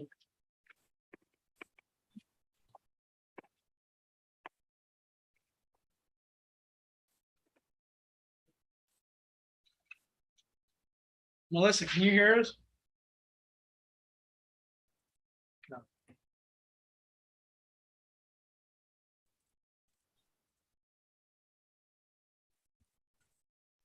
I can.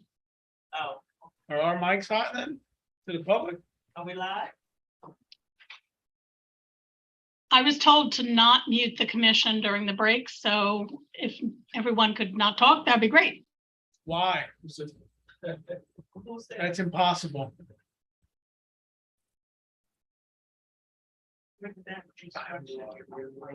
Some of this stuff. They come this way. When we're both looking befuddled, you should be alarmed. Befuddled, I like that. Hey, Melissa. She muted you. Yes, sir, Where was that suggestion? Where did that come from? So close. because there's no way for me to unmute. So if somebody's not at the staff table, there's no way to unmute the commission. I can mute them. I cannot unmute them. So we would have to manually unmute the Zoom piece on the laptop Correct. to kill the mics in the chambers? If I mute them on my computer, I cannot unmute them. Even as the host? Correct.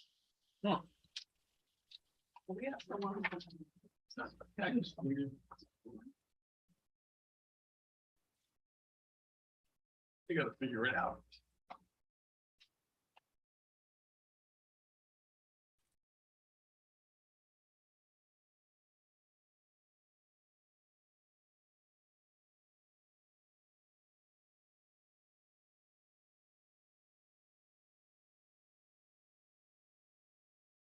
Contrast. Can you hear me, Melissa? Melissa, can you hear me? I can, madam. Thank you. We're testing the view.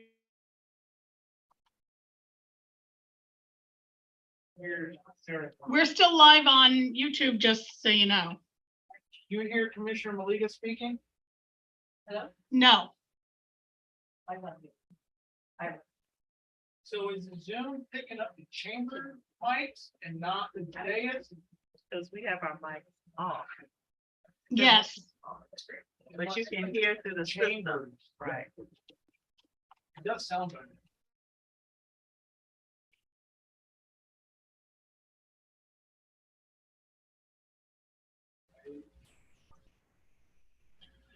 Mr. Brown.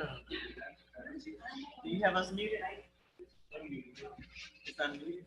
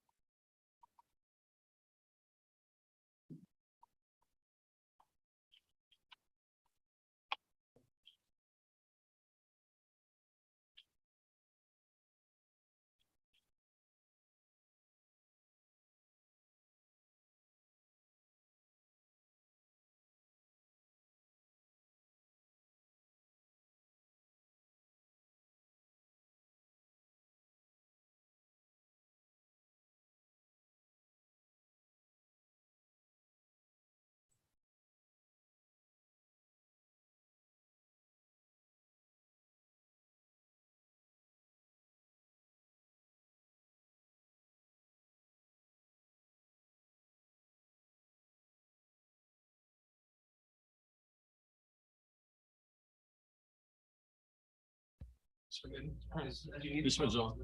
Would you need it? Not really. Why? You want it back on? We can stay on. Do you need it? This is the first time I've had one. I've always had to get up there, so I was like, okay.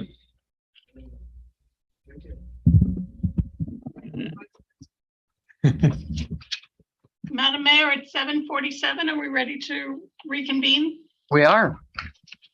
And we are still live. Thank you.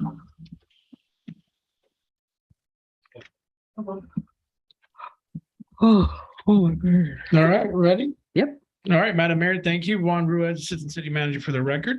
Good evening, everybody. It's been a while. Good evening. And what you got before you is many months ago now, it's gone by, is there was a consensus to bring back a third task order for CPZ. Chris Zimmerman, our consultant, as you remember, is our aquatics consultant, design consultant on the beach complex and also on the pool redesign. Chris is with us via Zoom. Hey, Chris. Hi, Chris. And a little bit of history just on Chris Zimmerman for Commissioner Diaz. Chris is a former commissioner as well. So he's well versed on both sides of the conversations. But Chris was selected through a competitive process through our CCNA. He's done a lot of legwork. You've probably gotten a lot of documents in your time in office. So fast forward, we went through a big charrette, big design process in the community, which resulted in 2 designs, which you've probably seen. And from that point, we kind of picked up an unfinished conversation once your peers have been elected. Went through several conversations, and we got to the point where neither of the 2 appeared to be the right mix of elements.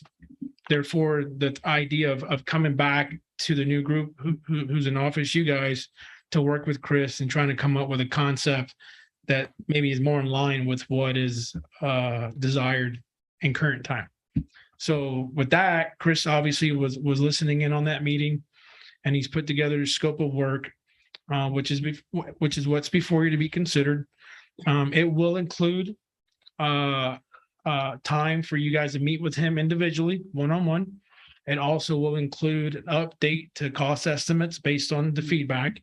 It will include a site visit for each of you to meet not only with Chris, but Chris has put together probably arguably one of the best teams on our design team, which includes ACE, I think Keith Consulting, and these are some of the big hitters in the aquatic industry, the aquatics world. Chris can get into more of that later if you guys want to.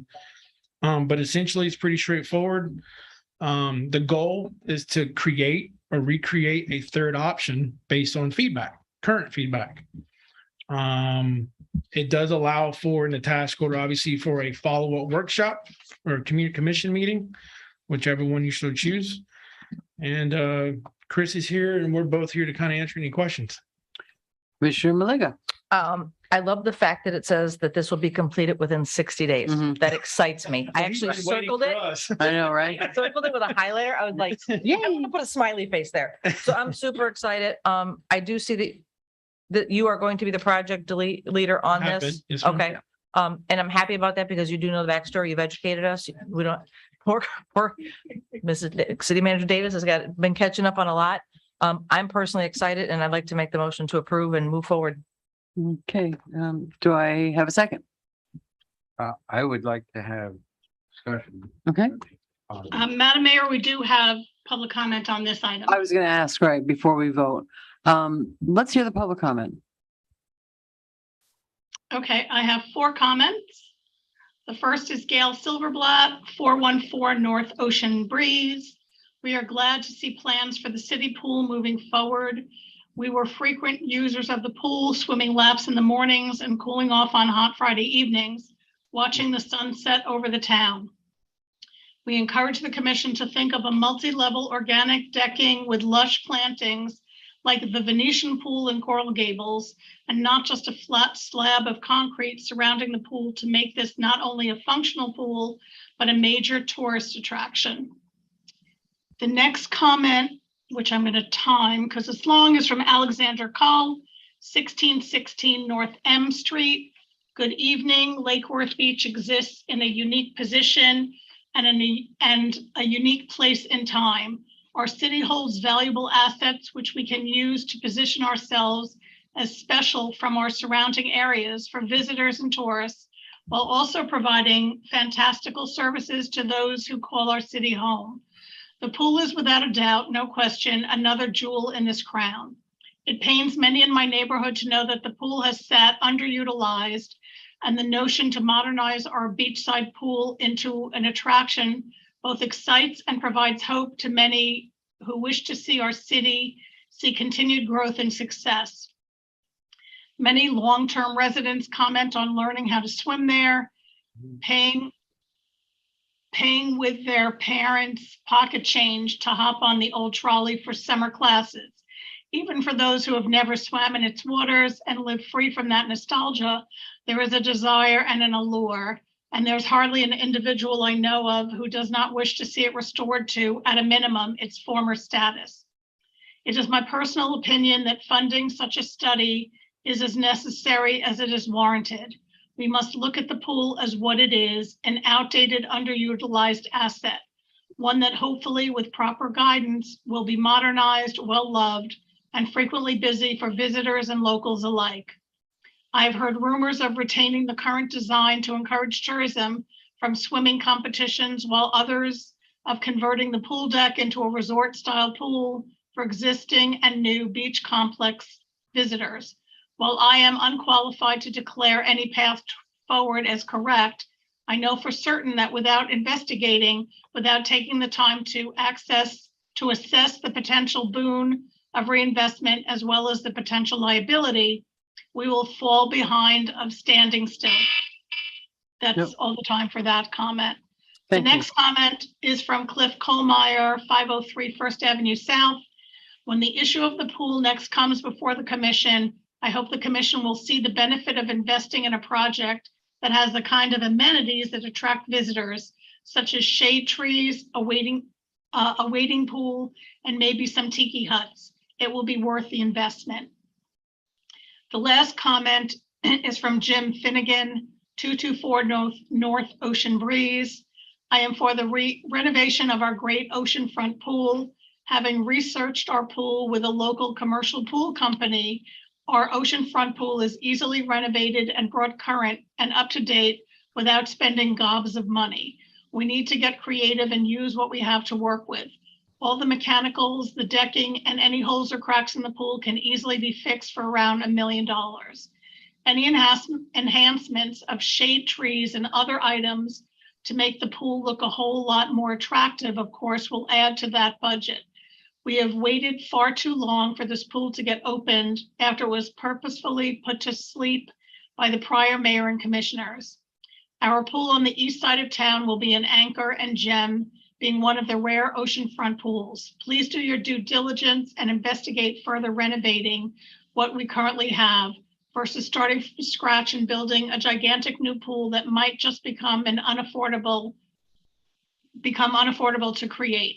Let's keep moving forward on this issue. That's the end of my comments, Madam Mayor.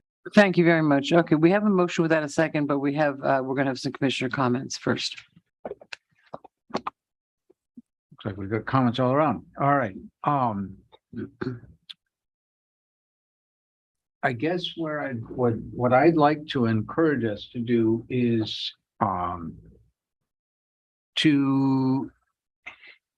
to focus on two objectives. One, I think we've clearly heard over the various presentations we've been involved in, communications from the community, is people want a functional pool that you can swim in, and not, and what I mean by, maybe I didn't state that very well, but a practical pool that you can use for teaching kids to swim, for people to use for health reasons, for people to do laps, for people to do who have MS conditions, need the aquatic aerobics. All those are sorts of things. That's a practical pool.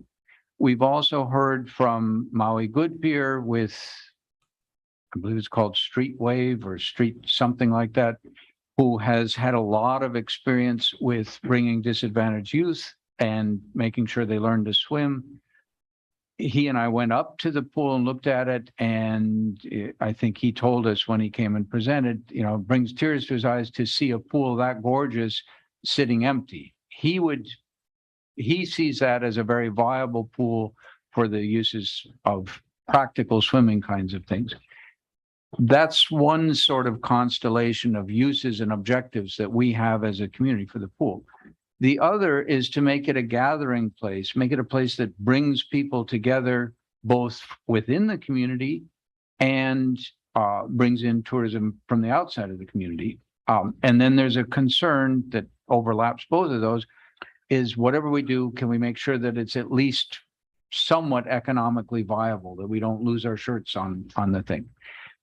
I think the second objective of making it an attractive destination addresses some of the financial concerns, hopefully.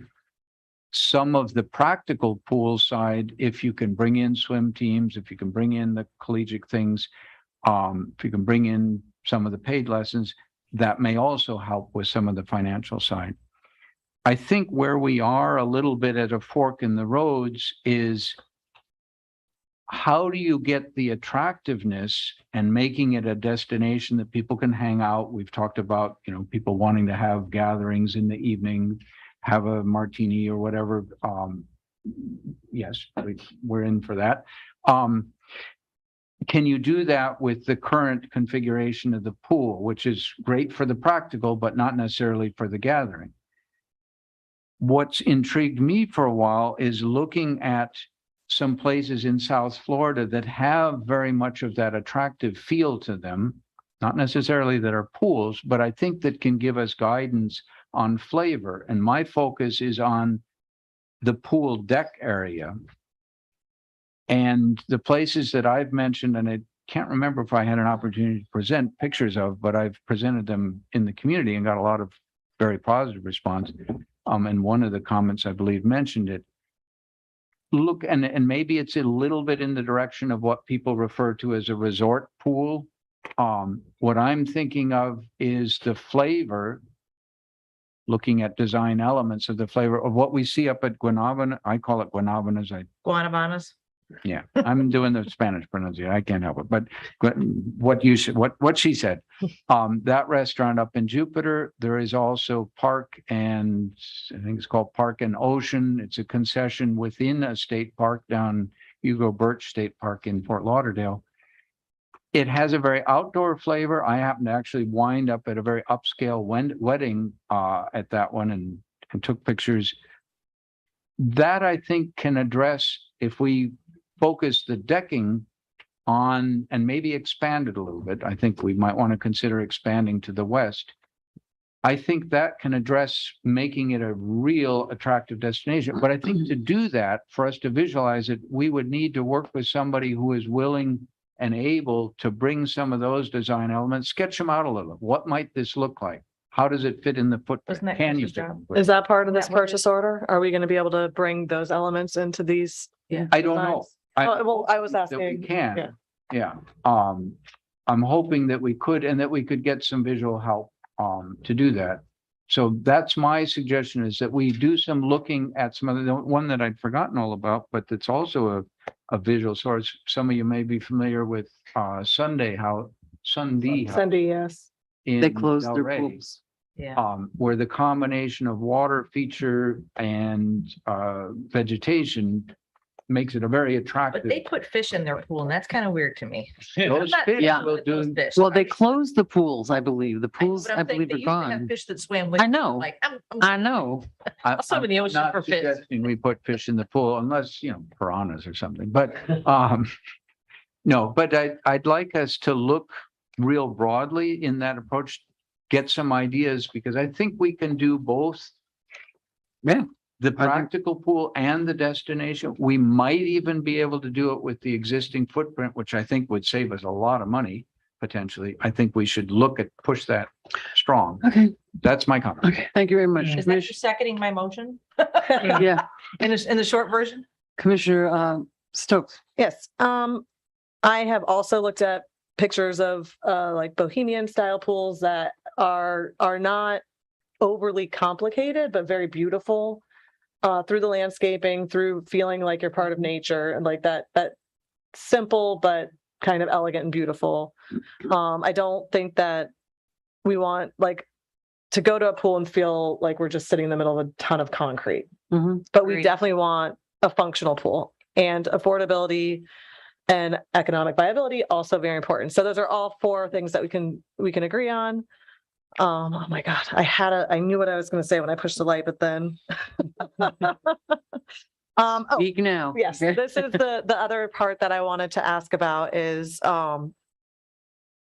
we had talks about like designing the pool and then talking about what the pool's going to do and the programmatic features separately, but I think it's really important that as we're designing the pool, Yeah. we know what We're going to use it what it's for. going to be used for, so we can know how much money it's going to cost and how much we're going to spend, and that it all, at some point all needs to come together. And I think this is the point where we need to do that. So is that also part of this when we'll be talking about when we meet with CPZ and our one-on-ones, when we do our site visits, we'll also be talking about, what the programmatic elements are that are important, and be able to have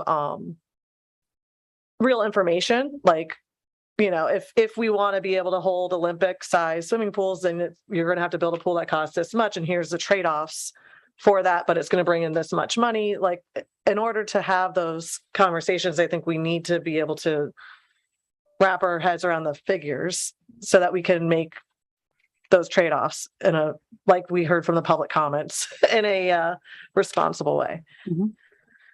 Okay. You want me to answer that now? And Chris, feel free to jump in. You're probably biting at the bit with Commissioner McVoy's suggestions, which you're probably alluding to, almost like creating a vision board.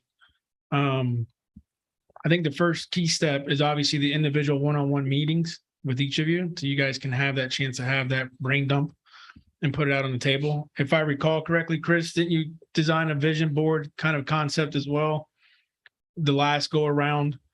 Because there's gonna 5 uniquely individual commissioners are going to have 5 different directions with design, as we've seen. So Chris's challenge is try to hone that down, and then Commissioner Stokes, to your point, design will drive programming.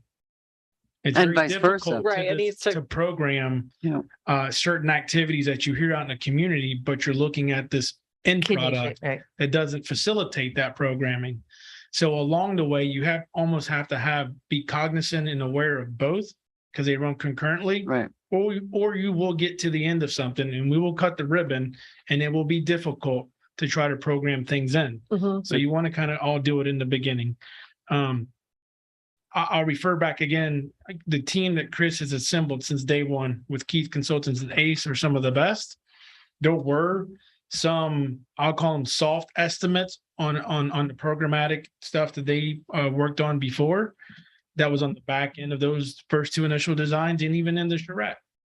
So I'm not concerned with coming up with the programmatic end. It's just it will be on a point in the timeline as we go through this. But the task order is more design driven. Correct me if I'm wrong, Chris, than a full bore exploratory budget creation. I think some of that work is going to have to be done internally once we hone down the design. Well, didn't we take all that information when we all had our workshop prior to Commissioner Diaz being here, and Jess gave us like the schematics of, okay, here's what you guys all had in common, right? And that's what So that's what we're working off of, right? And then we just need, obviously. Yeah. Well, I Commissioner really Diaz appreciate to the the table. one-on-one time as well to show our. No, vision yeah, board. but we're not starting all over. Right. We are using that information, right? Yeah. Oh, okay. And Chris has all of that. I think the one-on-ones would be very key, because it kind of Right. kick off. Yeah.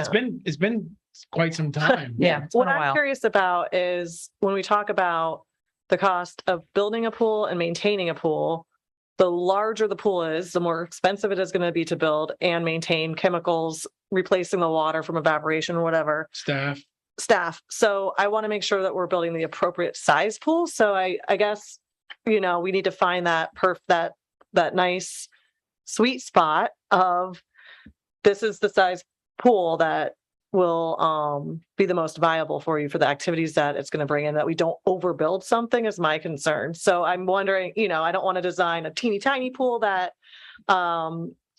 isn't going to bring in the services and the money that we want. I'm very worried about over designing a pool. So I'm just curious how we how we merge those two things.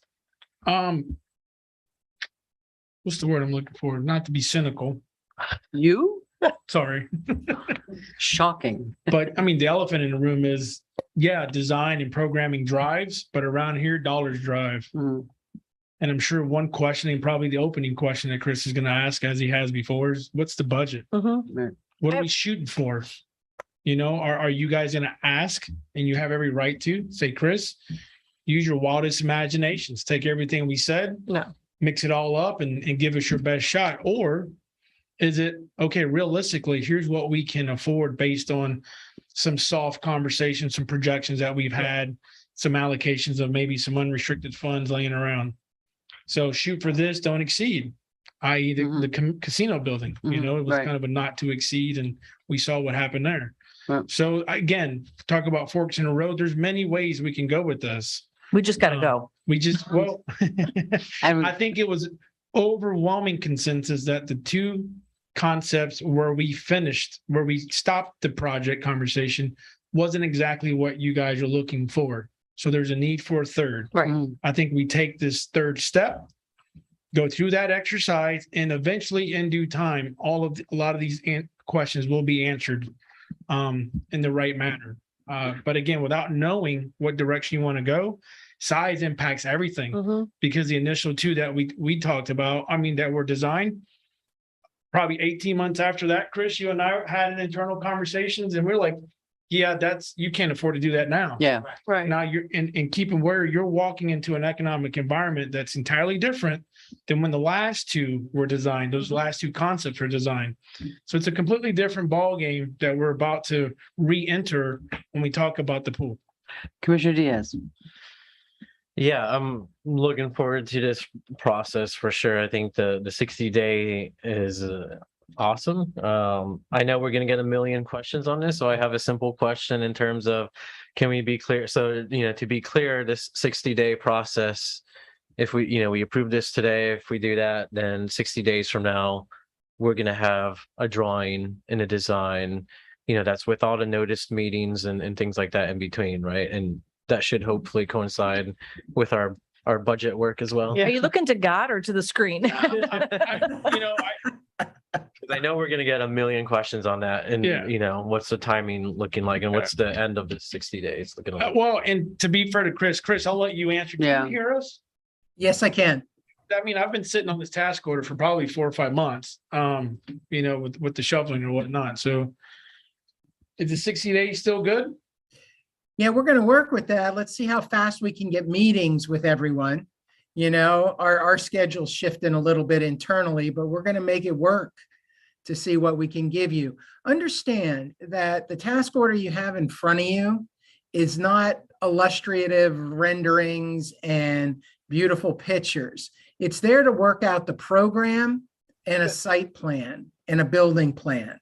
And that's it, along with a budget, okay? Trying to keep the money in line. So as we move forward, as Juan said, my first question to everyone there is, tell me what my budget is, because that has been an ongoing up and down roller coaster in what you want versus what you can afford. So I really need to have some understanding and I'm going to ask that question as I meet with each of you. And we do have a menu of what things costed, 3 years ago. Yeah. And as you all know, those costs have just skyrocketed. So what we could afford then has definitely changed to what we can afford now. My understanding and my sad belief is that probably at this point, any budget is theoretical. Because unless we use that, I'm just saying to the commission and to the manager, where are we going to get the funds? How do we identify the funds? Are we using some ARPA funds? We have a little money in the budget left over. Can we get some grants from somebody?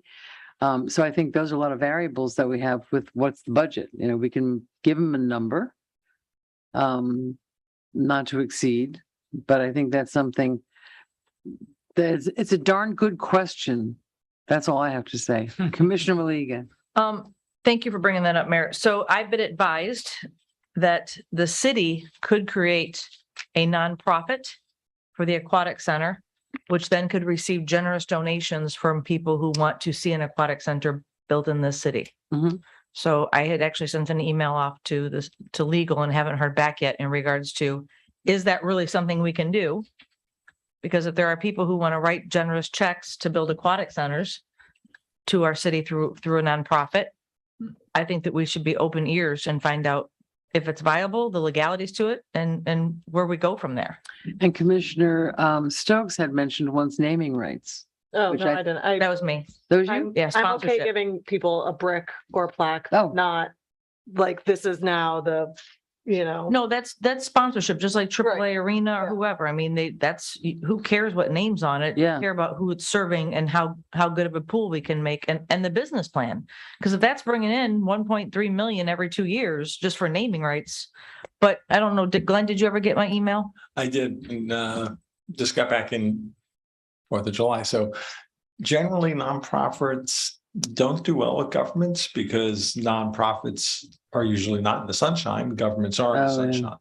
So that's, in fact, we're in the middle of a project now where Gumbo Limbo down in Boca, they are unwinding to become a nonprofit. They've always been a nonprofit, but they were always subject to sunshine and public records because of their relationship with the city of Boca Raton.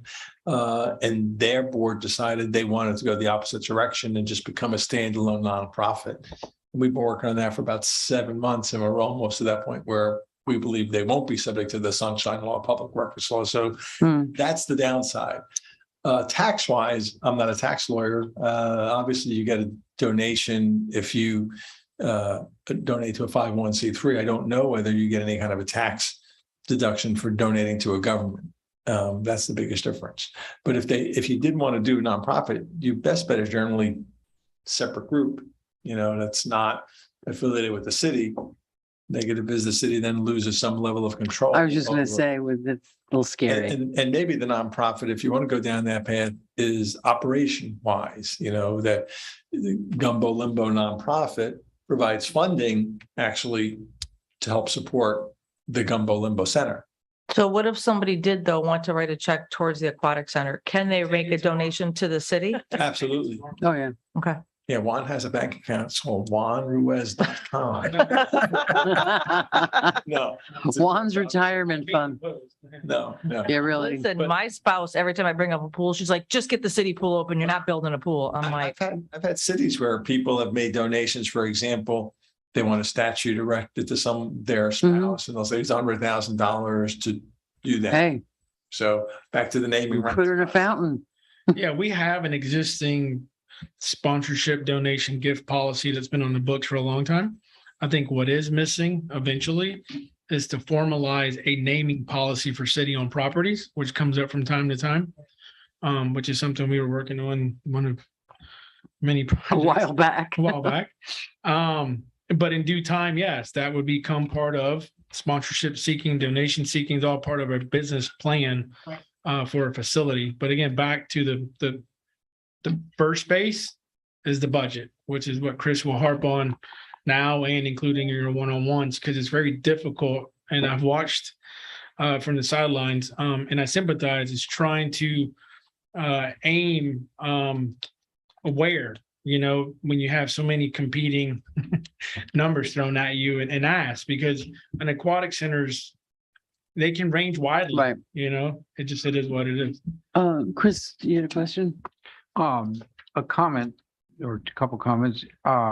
I like the idea of the nonprofit, and I think what I'm hearing a piece of, and maybe there's more to it, is there probably are several different ways that nonprofits could be used or set up for something like that. One might be operational, another might be the opposite, that you have a nonprofit whose job is to build the thing and then turn it over to the city if they so are so inclined. It could be set up that way. So the idea of being creative about exploring mechanisms to bring in volunteer funding and still get what the community wants. I say we should be very open to different ideas. My other comment is, and it certainly reflects my impractical bias, which I will recognize up front. But my thought and encouragement to my fellow commissioners would be, yes, the practical thing to do is figure out what your budget is and then design from there. I think there's another approach which bears merit of at least considering, which is if you, and the place that I would start, even though I don't think we'll use much of it or any of it, but if you look at those pictures of the Venetian pool, everybody looks at that and says, dang, that is cool. I think if we could design a little bit of visual that pulls in from some things, certainly what I saw of throwing out some pictures and putting it on Facebook, there was a lot of like, wow, this is cool. Flesh that out a little bit, kick some of the practical things. Hey, do you have a place to put lifeguards? Hey, do you have a place to store this or that or the other? Make sure that it's not totally pie in the sky stuff, but that it is really cool. I think if you focus on the idea and the concept and get it to something where people can see it, at that point, your funding things get more, open up a bit more. Right, like Richard Pinsky, him and I were talking about, appropriations and things for this year. And he's like, I said, well, what about our aquatics? And he's like, we're not there yet. You can't pitch the government for this money. I said, but okay, but what kind of a timeline do we need? Because once we get, like you said, the visual and okay, so we've made this great thing that we all agree on, and here's the number we need.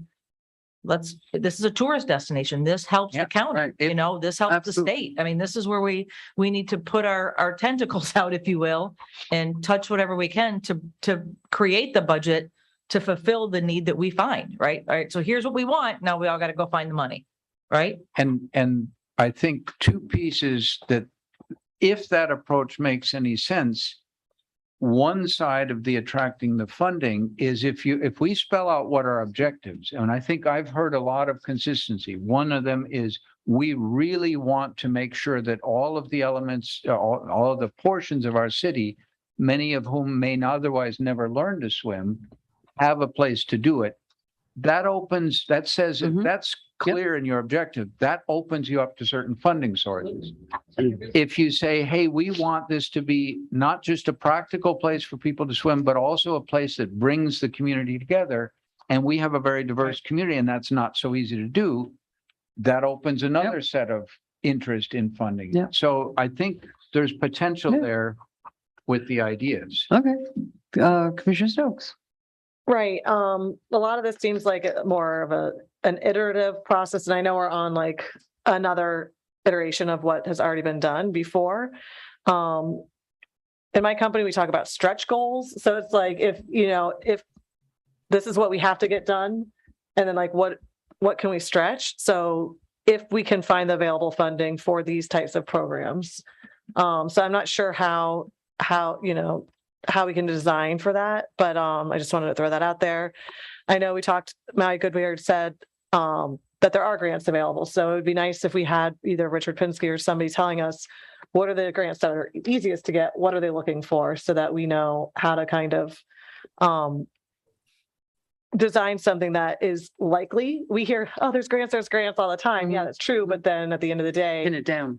yeah. So making sure we understand what those grants are and the likelihood of getting them, so that we're it's not just wishful thinking. So, and then with the donors, I'm just curious if the city has heard from people and we know what they're looking for. Are there people who want to donate? Have we been hearing from people? Do they want, are they trying to donate because they want, they get to be in charge of the landscaping, donate and we'll upgrade our landscaping, or do. Able to swim and I've got money and I want to put my name behind something. Right. So do we know, have we heard interest from the community on that? Okay, so we know. Right, very generous. Okay, I would just love to like have that as part of, what exactly are they looking for in return, so that we make sure that we can explore hitting that mark. So. And I think too, like with a lot of the grants, correct me if I'm wrong, on, is that these things have to be shovel ready. Right. Right. Like when you apply, they're like, okay, you're 3 years off, come apply, when you're shovel ready. Is that correct? Yeah. But if we have a plan, then we have a shovel-ready project to Yeah, present. well, and there's a lot of steps in between where we are today, Yeah. creating construction documents and Yeah, we're we're ways out. Yeah, that's a ways up. But I think what I'm hearing is the idea of maybe focusing on what do we want to achieve? What are our objectives as a community? And then what might it look like? And is it plausible that you know, and this is not detail necessarily, but flavor of it. And can that achieve those objectives that you want, that might open the door to the various funding. And I mean, but those are all things we've talked about with the charrettes, with the public meetings. I mean, everything we're talking about is an objective to make it touristy and local and all the beautiful and so I don't think that there's a big disagreement about what the end result would hopefully look like. Yeah. City manager, do you have your light on? Second? Yes, I wanted to, Anybody? Second. All right. Do you want to make a comment before we vote or do you want to let us vote? I want you to vote. All right, all in favor? All of you, really, all in favor? Aye. Any opposed? Thank you. You're unanimous. Mayor, if I could, on the nonprofit, I just jotted a couple of notes. You know, police foundations, for example, are common, but two other organizations, there's a community foundation, you know, the Palm Beach Martin County Community Foundation, and also the Red Cross. Maybe we partner with one of those groups. They do the fundraising. They set up a fund designated for the city of Lake Worth Beach. I like that idea, outside the box. Madam Mayor. I'm doodling over here outside the box. I'm telling you.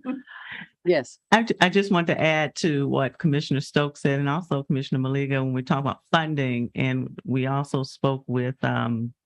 Pinsky as well. And the key in funding would be based on its economic impact to the region.